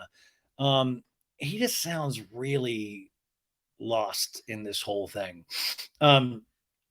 Also, he made a point of interest introducing his friend Schwartz, which I mean, I think the doctor must have known the deal, but it almost sounded like he's like, "This isn't my dude, by the way. I have a girlfriend named Ariana. She lives in Canada. She's like a model." Schwartz is like, "Can we have a moment?" There's like, "Yeah, I'm glad we're able to give you these results, Tom. I'm going to leave them here with you. It was nice meeting you. We'll see you soon." And Sandoval calls Ariana on FaceTime. She's in a bed with a neck pillow. You can just tell she's like going through it. And Sandoval's like, "Schwartz is here. Are you doing okay?" And Ariana's like, "I'm just like emotional exhaustion." And I was like, okay, well, like at least she's prepping for what's to come. Ariana in a talking head goes, "My grandma Bonnie, she was like my best friend. I feel like every time I saw her, I would, in the back of my mind, think maybe it was going to be the last time. So I would always hug her super tight every time I saw her. It's hard because it's a part of life. And it's obviously something I've been through with my dad and been through with Charlotte. I wish it would just stop happening." And she's crying. I just kind of like want a break. This just pisses me off, dude. It just pisses me off. Like all of this, like Tom couldn't, it just pisses me off. Like in his mind, what did he think he was doing? Like just out of some respect, you wouldn't even do this to your friend. Like she was having the toughest year ever. Why did you? They show a few photos of Ariana and her grandmother who looks really nice. And Ariana's like, "Well, what's going on, guys?" And Sandoval's like, "A lot of things are really good, except the morphology is low." And Schwartz is like, "His morphology is not great, but like it's 6% out of 186 million. Guess what? They only need one. They hand pick." And Ariana's like, "Ew." And Schwartz laughs. "It's like America's Got Talent type of vibe." And they're, laughing. And Sandoval's like, "I love you, Dumpling." Yeah. It's like, "Sorry, I didn't get you your dumpling latte today, but you're such a dick to me." Ariana's like, "I love you too." Um, so Sandoval at this point was like, "She doesn't appreciate me." Just had his yeasty boy bagel with Schwartz. And, I don't know. Anyways, we bop over to the All Season Brewing Company of Los Angeles, where we see beer being poured and games being played. They have skee ball. It looks actually really fun. Allie comes in to meet with Scheana, and Allie's like, "Hey, good to see you." And she's like, "Hi, good to see you too." And Sheena's like, "This place is so cute." And Sheena's like, "So, beach day tomorrow." And Allie looks at her phone, and she's like, "Who's on the group chat?" And Sheena's like, "Well, I noticed Raquel wasn't." And Allie looks surprised. I was like, "No, everyone's invited except Raquel." And I was like, "Well, James told me." And then James added Raquel and said, "Sorry, I didn't have everyone added." And so everybody's added. And Sheena's like, "Yeah, except for Ariana." And I was like, "Why is she in Florida? Is everything okay?" "Her grandma passed away." And Allie goes, "Right after Charlotte?" Like a normal new person, he's even like, "Oh my God, are you kidding me? So much at once?" And she's like, "I know. I am happy that Raquel feels okay hanging out with us." Love the great segue. We flash back to 4 days earlier where Scheana is like, "I do. I really like Allie." And Raquel's like, "I do like her too. James told me that Allie told him that I was her favorite out of the group." Did Allie really say that? I guess I'm missing that scene. Allie's like, "Well, we can be like cordial and get along, but I don't really see us being besties." And Allie and I talking head goes, "In my friend group, it's not really normal to see an ex. Usually you break up with that person and then you never see him again. But in this friend group, you're looking around and you're seeing nothing but exes. It's really weird." Allie, newbie of the decade. Amazing, Allie. Yes, this is normal. This is before reality gets into everybody's head and money and success and Instagram sponsored posts. This is right. This is not normal. Scheana goes, "How's it going with the other girls? Tell me how you really feel. Cut the nice girl act." And Allie's like, "Well, it's been hard hearing, the way they honestly talk about Raquel." And she's like, "Did they say anything?" And Allie's like, "Well, the other night I saw Tom and Raquel after See You Next Tuesday at the Abbey." And Scheana's like, "Tom Sandoval?" And Allie's like, "Yeah." And then later we said, "Oh, that was kind of weird. It was 2 a.m." And I mentioned it the next day at Lala and Katie's like, "Oh, yeah, Tom and Ariana, they have a weird no rules thing or something." And Sheena's like, "What do you mean they have a thing?" And Allie's like, "Well, I have no idea. That's just what Katie told me." But later I went and told James that. And James is like, "Oh, they're in an open relationship." And Sheena's like, "They're two of my best friends." And that would be the first I'm hearing of it. And I don't believe it whatsoever. The fact that Katie said that and she put that out there is disgusting. Also, remember, there's no love lost between Scheana and Katie at this part. So she's like, "Fuck Katie." Allie's like, "Okay, well, would you feel comfortable with Brock? Brooke, I'm going out with Raquel at 1 a.m. at the Abbey. It's me and Brock. I'm just dancing it up at the alley, doing a little jig." would you be comfortable with him with Raquel at 1 a.m.? And she was like, yeah, Brock is like a big brother, as is Sandoval. It's like a big brother to Raquel. And I would trust him in the same bed with her. And I was like, Scheana, you don't have to go that far, man. Just say you trust, like, you don't have to. I would trust him inside of her. That's how much I trust Brock. Allie goes, well, I didn't take it weird that she was with Sandoval. And Allie was, that's not true. Allie did say she did think it was kind of weird, but she was like, I know. And Allie's like, well, they were the ones, like, now she's with Sandoval. And Scheana's like, well, like, for them to say that they don't trust Raquel around their men, that's Raquel's this type of person. That's not okay. That's not okay. Scheana and I talking head goes, everyone just wants to find something wrong with Raquel. Scheana goes, if Ariana, if she wasn't at home right now and her grandma didn't just pass away, I would have already texted her. Scheana continues in a talking head. Everyone wants to think that Raquel is the girl after everyone else's man. Like, I would dance with Sandoval at the Abbey at 2:30 a.m. I see nothing weird about that. But just because it's Raquel, it might be something else. Which, by the way, Scheana, you know bars close down at 2. You can't dance at the Abbey at 2:30. I mean, they might let you stay in. It's probably don't even need to talk about that. Scheana goes, when I see Sandoval tomorrow, I'm just letting you know, like, I am beeline it to him. And I'm going to tell him this immediately. And I'm like, yeah, they want you to. It's a reality show. It's beach day, not guys night, beach day, guys day, beach day. Everyone's arriving with their beach gear at Hermosa Beach. And Scheana's like, okay, right here, close to the trash. Perfect. Brock, this huge, manly Moana of a man, is lugging a giant beach cabana over. Oh, I've got a giant beach cabana. I'm Brooke. James and Allie help set up, spread blankets, apply suntan lotion. Kristina Kelly arrives. And Brock's like, do you want some sunblock? And Kristina's like, no. And she's like, gosh, is that all sweat? Brock's a bit, I've got a big old sweaty mess of sunblock on me. Sir Manager Peter Madrigal. I'm Peter Madrigal. I have been invited to the beach day in Hermosa Beach. I have my long ponytail and I am ready to party. Schwartz and Sandoval arrive, and Raquel, who hugs James and has a cheers with him and Allie. Raquel's like, thanks for inviting me. And James like, of course. Brock's like, do you want to show me how good your arm is? And Schwartz is like, sure. And James is like, yeah, I want to get in on this catch. Let's have a little catch football. And they show some bros throwing in slow motion, muscles, arms, abs. For me, it would be like love handles. And Schwartz is like dropping the ball. And Schwartz is like, oh, I was going to try it one-handed. James, Schwartz, and Brock run, throw, drop. Sandoval runs a little with his cup of beer. And Schwartz is like, what is that? And Brock's like, it's a rugby pass. It's a rugby pass. I'm Brock. Charlie Burnett, I love Charlie, arrives. Raquel's like, Charlie, you haven't met Allie yet? And Charlie's like, no, this is my first official time meeting her. And I was like, yeah, it's our first time. And Charlie's like, how's dating James? How's the group going? And Allie's like, it's good. I guess Raquel's good. So I don't see why anybody else, would. And Raquel's like, I see a lot of myself in you. And Allie's like, yeah.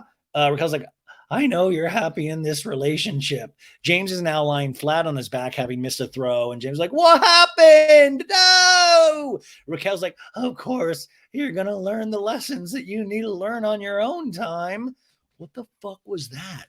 Raquel has basically one scene where she talks in this episode, and this is it. And she tells Allie, who's completely already surpassed her in emotional and intelligence and maturity, and says, you're going to learn your lessons in your own time. What does that mean, Raquel? Eventually when you're fucking Tom Sandoval, you'll be a lot further along than I am. What are you talking about? Worry about yourself. Allie's like, yeah, it's all good. And Katie, Satchel, Lala, and the Don arrive. Satchel, this is the moment when he's wearing white socks with his Birkenstocks. This man cares for his feet. He's a king. And Brock's like, the gang's all here. And Schwartz is like, hey guys. And Sandoval's like, what's up guys? How y'all doing? And Lala's like, what's up, Kristina? Hi everybody. And Schwartz in a talking head goes, maybe it's a little masochistic, but I ran through some hypothetical men I could see Katie dating, and Satchel wasn't one of them. Ha ha ha. And Schwartz is like, I'm Tom. Nice to meet you. And Satchel's like, hey, nice to meet you. Schwartz is like, what's up, Katie? How you doing? Katie's like, hey. Schwartz is like, you doing good? And Katie doesn't answer him. She spreads out her blanket. Schwartz continues in a talking head. I think I handled it pretty well, but I just had a little moment, just like a flash right in front of me when I see him waking up with Katie and Gordo and Butters, and they're snuggling in there with them, and it just breaks my fucking heart. Have all the sex you want, that's fine, but don't bring the dogs in bed. When I cheated on Katie repeatedly, I always made sure no dogs. To be fair, I never cheated at our actual place. So yeah, like, and I wasn't able to bring dogs on the trips where I cheated, but I wouldn't, I know me. I would not do that, dude. I know it. Scheana is like, I kind of want to get a little more sun because today's the last day I can get some sun before I get my laser appointment. And Charlie's like, hope it doesn't mess up my hair. I got to wear this hair to work. And Sandoval's like, what's up? Because Scheana grabs him. I just wanted to get a little sun. And Allie off to the side is like, oh Jesus, because we know this is where Sheena's going to talk to Tom. And Sandoval's like, how you doing? Everything okay? And you could tell he's like a little stressed. Because by the way, just know Raquel had spent the night. I mean, like, we're in full bloom here. Scandal. And Sheena's like, I'm shaking. So last night I had drinks with Allie, and Sandoval's like, yeah, you're making me like, and she's like, sorry.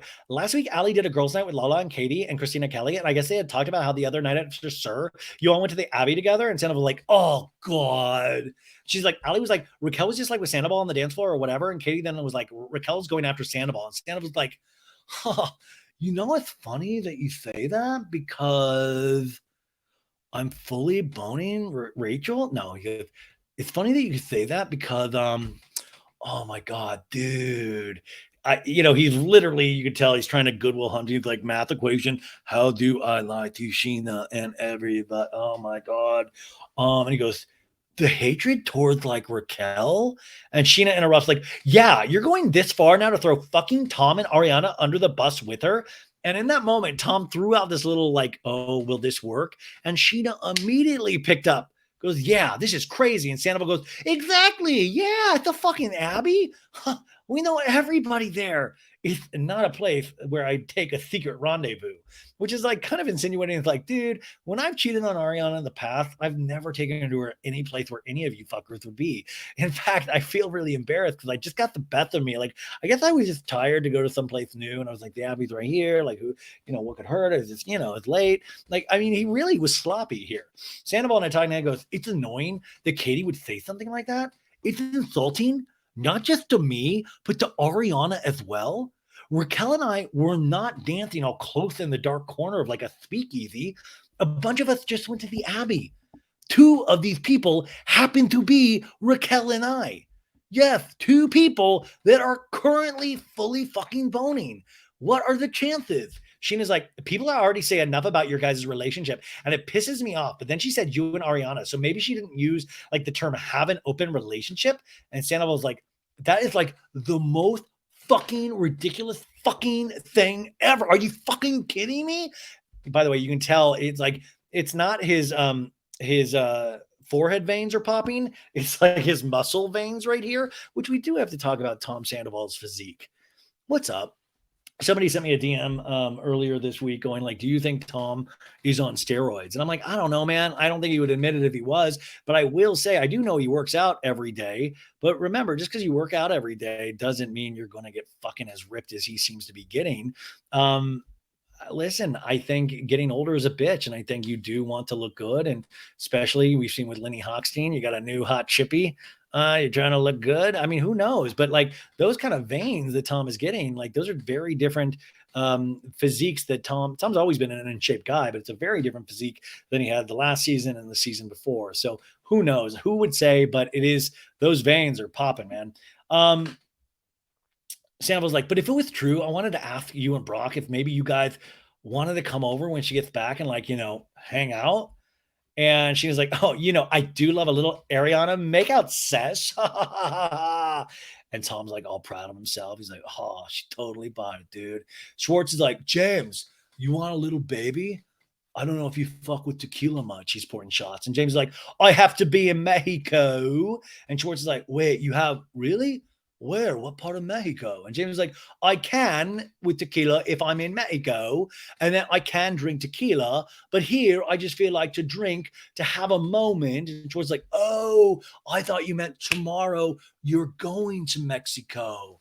And like tomorrow you're going to perform a fucking like a DJ set in Mexico. And James like, oh, no, next week is Imagine, bro. Imagine Music Festival. I'm flying in and out of Atlanta, opening for Cascade at the pool party. And Schwartz is like, whoa, that's a big deal. Yeah, it is a big deal, right? It's tight. And Schwartz is like, bigger than Rachella? James is silent. He sees red. Raquel, Rachel, Ratchet is sitting right there next to Schwartz. And James is like, big fun joke. Ha ha.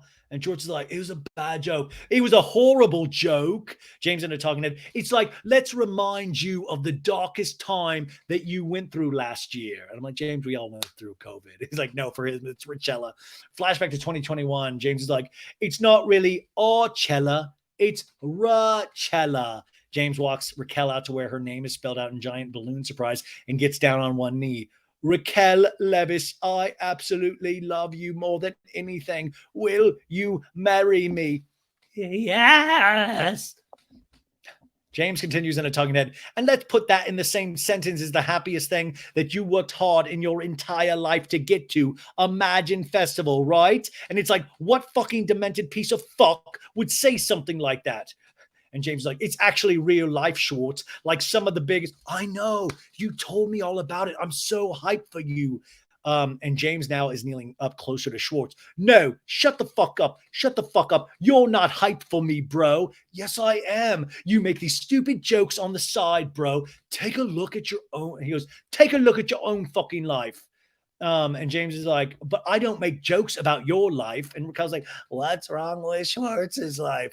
This guy hasn't opened up his fucking shithole bar in the middle of the corner of Silver Lake and Poop Hole Village. By the way, I'm just talking about my festival that I've worked hard to get to. I'm talking about the edits I'm making. And oh, is this going to be as big as Rachella? It's not funny. And a joke about my old proposal here at the beach. Beach day. Like I've got everyone together for, and Schwartz is like, yeah, it was bad. It's a bad joke. Now everyone is listening to James's rant. He's like, ha ha, it's fucking hilarious. She's like, James, stop. James, by the way, he said on Watch What Happens Live, and you can see this. He pours out half of his drink to the side, and then he throws the rest of it in Schwartz's face, and some of it splashes onto Rachel, and the cup thuds. And James is like, hilarious. He's gonna make another fucking joke. And she's like, dude, James. And James like, fuck you.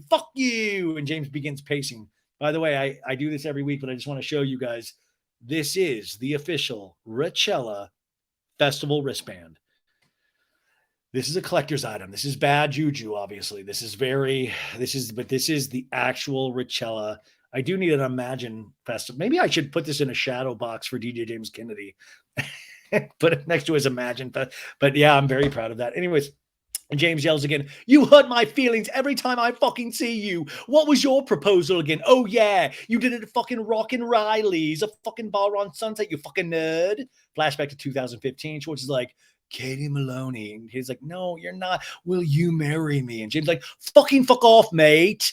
Everyone is watching, covering their mouth. By the way, Charlie's like, oh my God. Lala's like, oh Jesus. And Charlie whispers, I guess that's that, huh?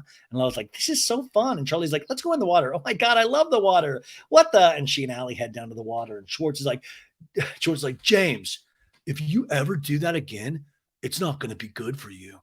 I might take a nap directly on you. I guess it might not be good for you. James walks right up to Schwartz and bends down on his face. What do you mean? What are you going to do? It's not going to be good. Why do you keep making jokes about me then? And Schwartz now shakes his finger in James's face. It's not going to be good. Don't ever throw a drink on me.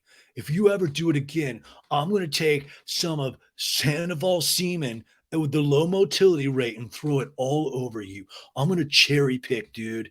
Now he goes, if you ever do it again, I'm going to put you in a fucking headlock and your last breath will be, please. And James is like, dude, let's see it, fat boy. Let's see it. You're not going to put me in a headlock. I'll get out of it in like 2 seconds. You're not faster, stronger than me. Katie's looking down and Satchel is watching all this shit. Satchel probably thinking, oh my God, I'm glad I wore socks. The socks have really come in handy. Allie's walks to the water with Charlie and goes, you should never throw a drink in someone's face. Schwartz just made a bad joke and like throw a drink? Like what? Allie, once again, thinks rationally. James is still on a ranting high. Wait till you see the videos, man. Wait till you see the crowd I'm rocking at Imagine Festival. Allie goes, I've asked him since Mexico, are you good? Are you good? you're not mad at Schwartz? And no, he goes, no, I'm not mad at Schwartz. And Charlie's like, really? And he's like, yeah. He tells me we're cool. We're so cool. And Charlie's like, obviously. And Allie goes, and then one little comment. By the way, this, we all have Achilles heels in our life. Things that are like one thing that you can say to us that will completely throw us off our game and get to us. And it's usually like not even true, but for some reason internally in our mind, it is the one thing that you can do that will just throw us completely off. And DJ James Kennedy is fascinating. I would love to see what his therapy session. I hope he does therapy. I mean, I don't mean that in a joke. I mean, like, it would be very interesting because he has so much built up over certain things that are really interesting. Allie and I talking about says, I think I've been so trusting that I've like everything he's telling me he means, and that he had moved on, and that he does love me, and that he's ready. But then it's so hard to believe that when you see actions like this, and it's like, get over it or don't get over it, but then don't have a new girlfriend. And they show a shot of Raquel sitting there with a drink. This whole time, you guys, this whole conversation is a fight kind of based around Raquel. And I legitimately forgot that Raquel was there in that scene. That's what I'm saying. There's weirdly no presence for somebody that everybody's fighting over. I've never seen that in a reality series. Like, everybody usually fights over somebody that like pops on screen. Raquel weirdly doesn't pop, yet she's in the middle of everything. It's like this weird ass phenomenon. I don't know if like witchcraft is involved. James is still in Schwartz's face. I don't want to hear any jokes about Rachella. And you don't want to make any jokes about Rachella or any music festival. And you're making out with her and she's your new best friend, Schwartz. And Sandoval's like, James, why are you so insecure about that? Don't be that way. And like Sandoval's like, oh, fuck. He's going to kill me when he finds out. And James like, I'm comparing it to my stupid engagement. And Raquel's like, it wasn't a stupid engagement. And James like, I wish I could take it back. By the way, now DJ James Kennedy reminds me of like one of the kids in Peter Pan. I'm like, I want to go home. Or like Charlie, like Willy Wonka in the Chocolate Factory. Like, I want to eat all the candy. I do. He's like, I wish I could take it all back. And Raquel's like, it wasn't a stupid engagement. I wish I could just take it all back. And Raquel's like, okay. And Schwartz is like, I thought it was funny. I stand by my joke. And Lala speaks up. It's not just about the comment. It was the two of you acting like a damn fool at her wedding. Little Lala like, yeah. By the way, the Don has on blue socks yanked up as high as they can be, almost to his knees. No shoes on the Don. The Don really, not a lot of presence here either. Not just hanging back, probably also wonders what the hell he did to get here. Sandoval's like, we got two single people, whatever.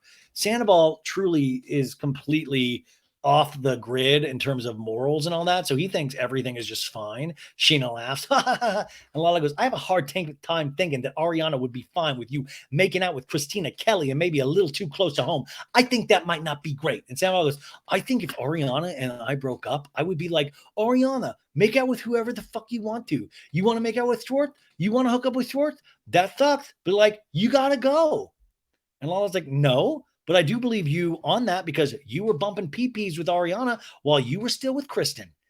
Wait, is she saying Ariana has a penis? What is she saying? No. I mean, I know. Okay, so now we get a flashback to 2013. But once again, I know the behavior is correct. And this is what makes Sandoval potentially somebody that has never gotten help for these recurring issues. But this is also very different because they were literally competing on who could cheat more with each other. Sandoval in that flashback, it's Stassi. We have Stassi in a scene. Oh my God, the hell has frozen over. And Sandoval's like, 3 years ago, yeah, me and Ariana made out swimming at the pool at the Golden Nugget. Yes. And Stassi's like, the Golden Nugget? And he's like, yeah. And Stassi's like, that's like an all-time low. And he's like, are you kidding me? I love that place. That was such a fun, man. Some of that dialogue back in the day, very real dialogue, not written, was just great. It just sparkled. Stassi was, I mean, like, love her or hate her, Stassi really sometimes has a good wit in there. And Sandoval is just so dumb in this really used to be lovable way. Sandoval's like, when me and Kristen broke up, she was fucking James in my fucking apartment at the reunion in 2013. Sandoval's like, I've actually known James longer than Kristen. And what does she do? She starts banging this guy on my bed with my condoms, which, by the way, hats off. I don't think Sandoval probably wears condoms anymore, but hats off. James is like, that was also 10 fucking years ago. I invited everyone here to a beach day for a nice fucking day. That's all I was doing. Okay. And Sandoval's like, exactly. And James is like, I'm over this. I don't even give a shit about him altogether, but he's not going to sit there and do stupid fucking jokes about mine. And Sandoval's like, it was a joke. It was a joke. Bad joke. It was a bad joke. And Schwartz is like, bad joke. bad joke. And Sandoval's like, but he didn't mean anything by it. James, these guys are such idiots. James walk over to Schwartz and shakes. Good game, dude. Good game. Sandoval's like, he wasn't trying to make a dig at you. And Schwartz is like, you're upset and I crossed the line. Schwartz in a talking head goes, I think it was too soon. I was just trying to escape my own awkwardness. But, if you dig a little deeper, him and Raquel, their breakup is still pretty fresh. Wow, Schwartz, what a way to potentially understand somebody and what they're going through directly after you did something horrible that you had asked not to have done all season. Like, why did you do it, dude? Why did you do it? Lala goes, let's go to the bar, should we? This is not what I want to be around. Let's go, the Dawn. Yeah, I want to go have a fun day. I want to enjoy my day. Why don't we just call him Dawn? Like, why the Dawn? Like, it's just, it's like trying to be a bit. It's like a Friends episode. Katie, Satchel, Kristina, Lala, and the Dawn all get up to hit a bar. And Lala's like, we're just going to get a drink real quick. Charlie and Allie return from the water. And Charlie's like, how you doing? Are you okay? To James. And James to Allie goes, are you good? And Charlie's like, yeah. And Allie's like, I'm good. You're not good. And Charlie's like, we just took a little stroll. And James to Allie's like, how about asking if I'm okay? And Allie goes, I don't need to ask if you're okay. I know you're not okay. I just saw that you're not okay. Allie, you just keep squinting when you're not on my side about this, or you just don't want to be on my side about it. And Charlie goes, also uncomfortable for her. You can't throw drinks in people's faces, Well, next time we hang out, he won't make a stupid joke again.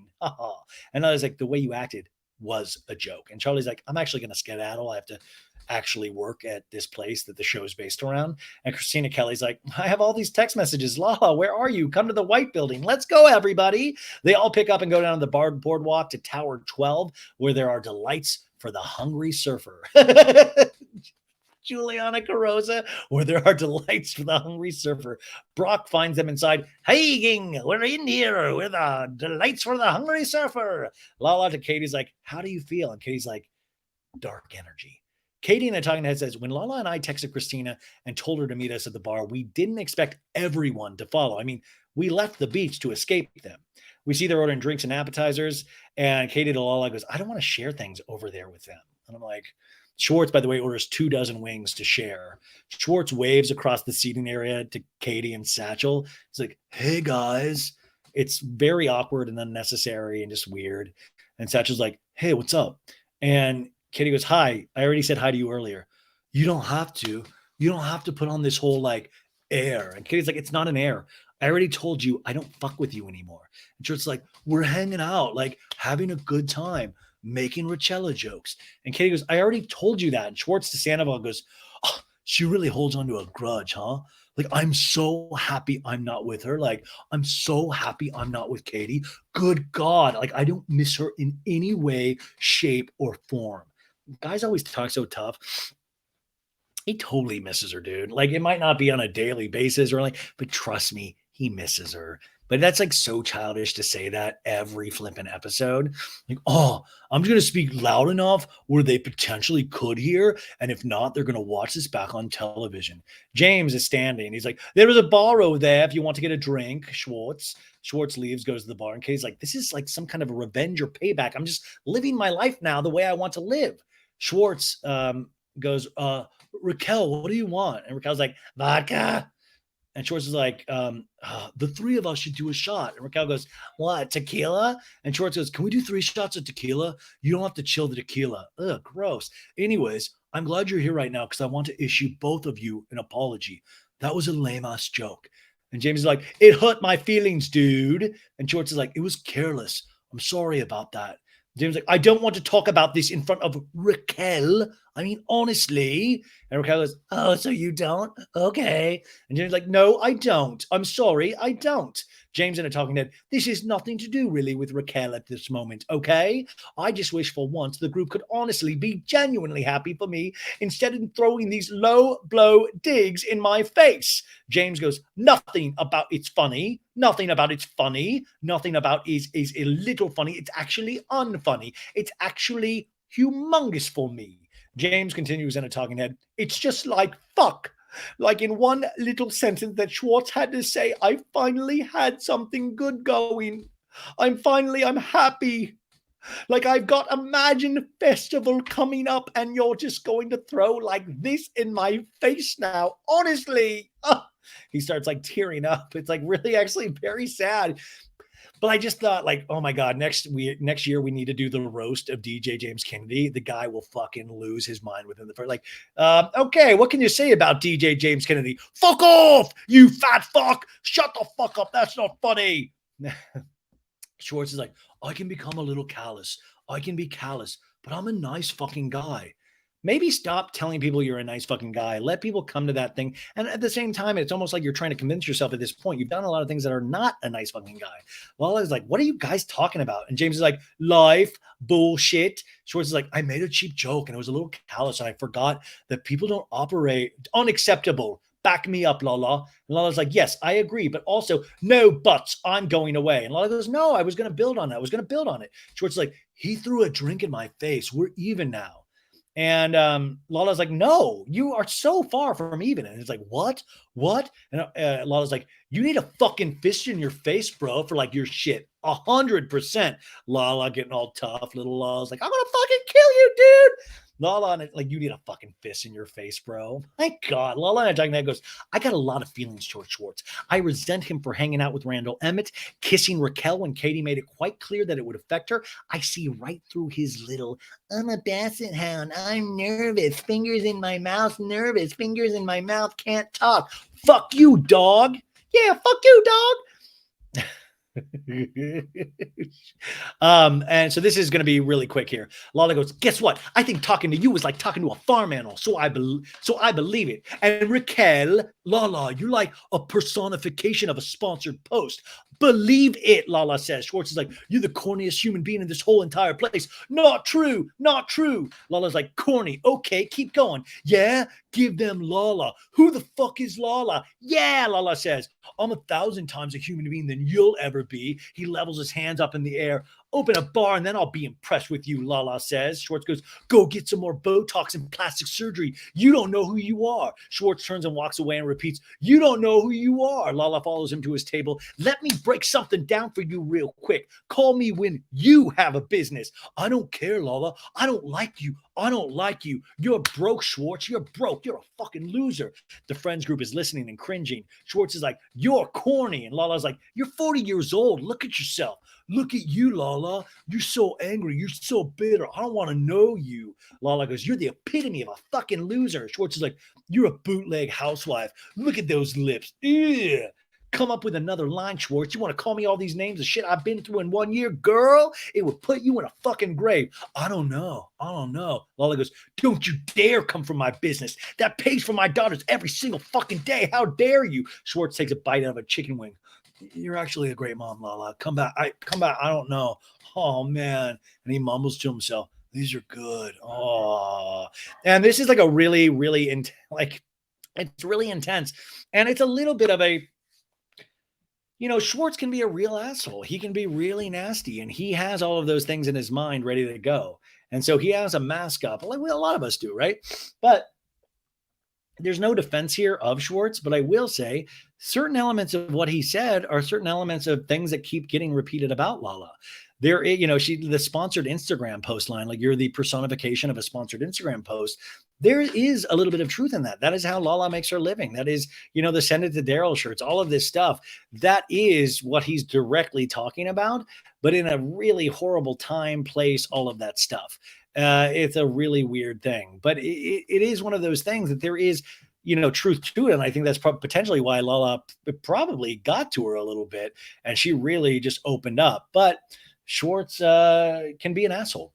Schwartz is like, I think I have a chip on my shoulder with Lala ever since that text. Just something about it rubs me the wrong way. They show the text and Lala's like, you're cute, dude. Spend time with Rand. Very hurt and disappointed in you. Remember he went and played pickleball with Rand? Another dumb. Like, why you got to go play pickleball with Randall Emmett of all people? It's not fucking Martin Scorsese.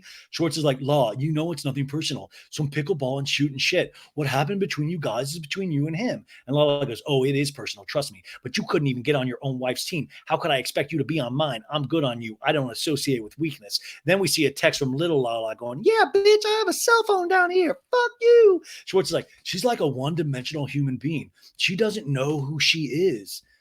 but Schwartz doesn't know who he is either. I don't know who I am. Sandoval's like, well, that's not her real name. That's the start. Huh, with a therapist.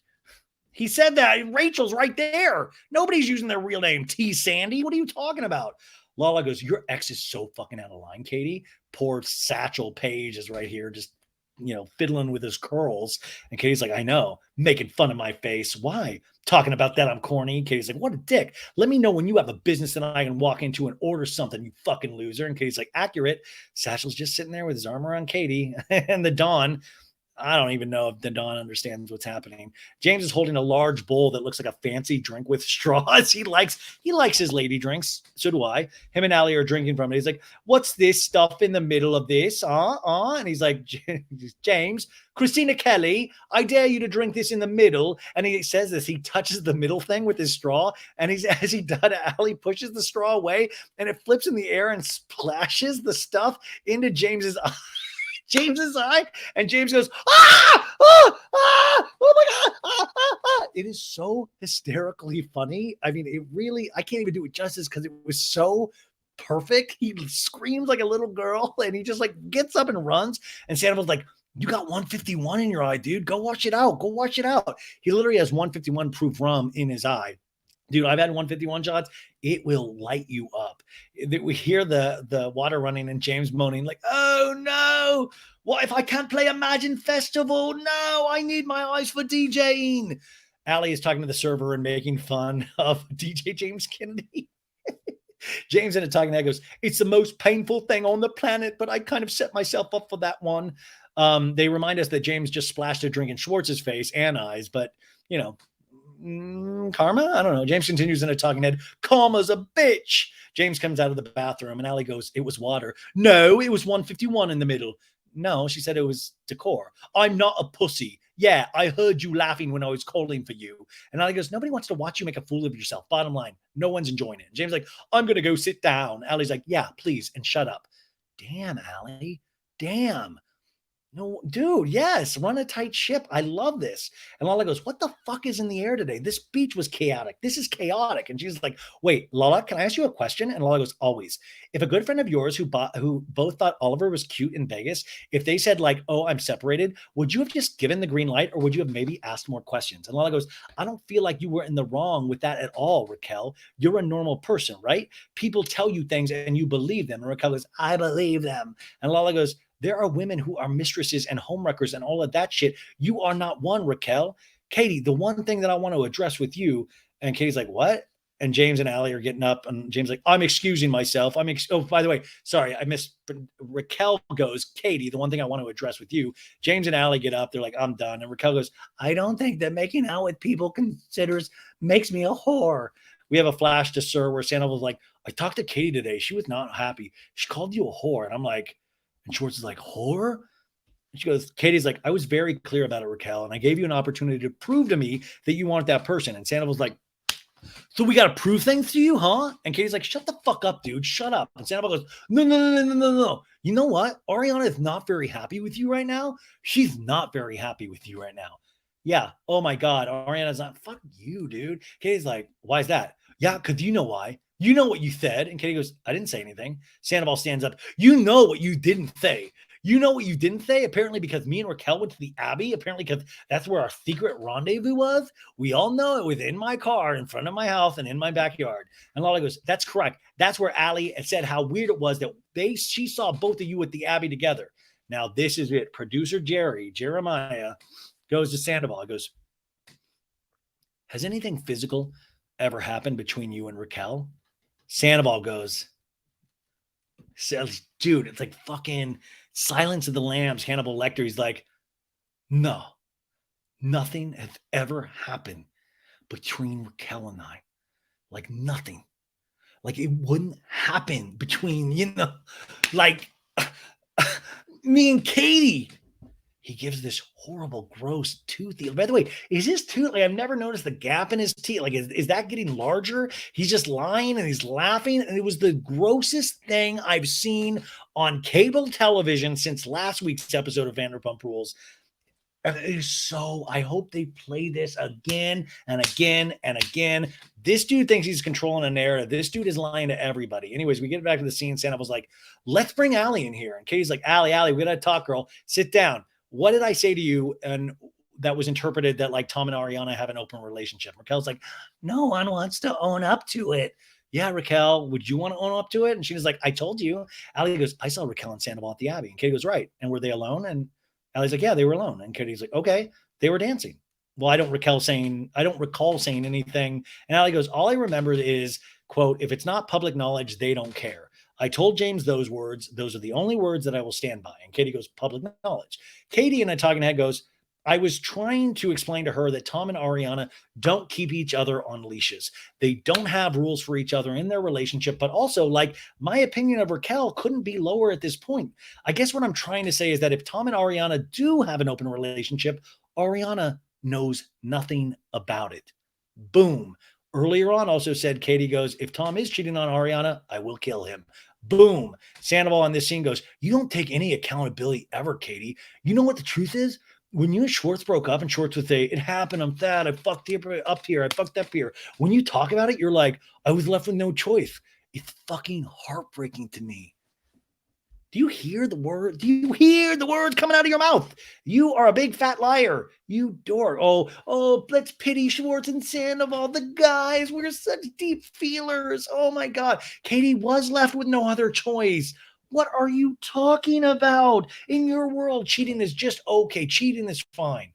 But guess what? Cheating, like you've done in the past, even with Raquel, and you've been able to still love Ariana. So you made it work in your brain. And then you actually did fall in love with Raquel, right? And then you're like, oh no. So in your mind, Katie should have stayed with Schwartz, even though he cheated a bunch of times, but he never fell in love with somebody else. So that should have been able to keep happening.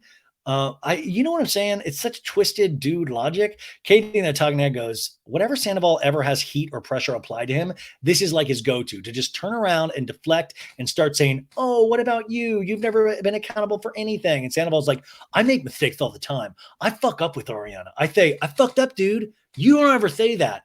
By the way, Sandoval doesn't ever say that too. He's been bitching the last 2 episodes and he's like, oh, she thinks I'm a loser. Katie continues in a talking head. It's just very manipulative. Sandoval goes, you shouldn't be with somebody for who you want them to be. You should be with them for who they fucking are. What is this, like a Spider-Man? Like, oh, with great power comes great responsibility. You're such a dick, dude. Sandoval, I'm so mad. Sandoval stands up to leave. That's what's up. Which, by the way, later when he's boning Rachel, he's like, wasn't that cool what I said? Katie's like, wow, that was so profound, Sandoval. Yeah, it is profound. Katie's like, you should be like a philosopher. Sandoval's like, you should write that down. Maybe I'll write it down. It's going to be a hit song with Tom Sandoval and the Most Extras. And Katie's like, bitch, get a life. Ooh, bitch, don't kill my vibe. Next time on Vanderpump Rules, Ariana is back. Oh my God, this is so cool. I've never been glamping. I've only ever been camping. And a man says, I have pigs you can pet. I have goats. And then Brock's like, Raquel, this is like a real life Animal Crossing. And Raquel's like, this is so rad. And Schwartz is like, I don't want to kill the vibe, but Raquel like has a type. Brock, Tom, be careful tonight. They're all like sitting out like a camp thing, which I think is fun. I think what that's about is that they have to like all Ariana, Tom, and Raquel have to share like a glamping facility, I think. And that's what I think Schwartz is joking about. And Sandoval's smiling and nodding. He's like, okay. Brock's like, I wonder if Tom did ever try to convince Ariana to like, let's all sleep together. Brock's like, what's our type, Schwartz? And Schwartz is like, men who are taken. Dude. Then we go to Villa Rosa and Ken's like, I can't believe. And Lisa's like, what, Ken? What are you blathering about, you idiots? And Ken's like, that Tom Sandoval had Raquel over when Ariana's away, and she stayed all night. Yeah. And Lisa's like, I know. And Katie's like making sandwiches in Villa Rosa, and like she's like, what?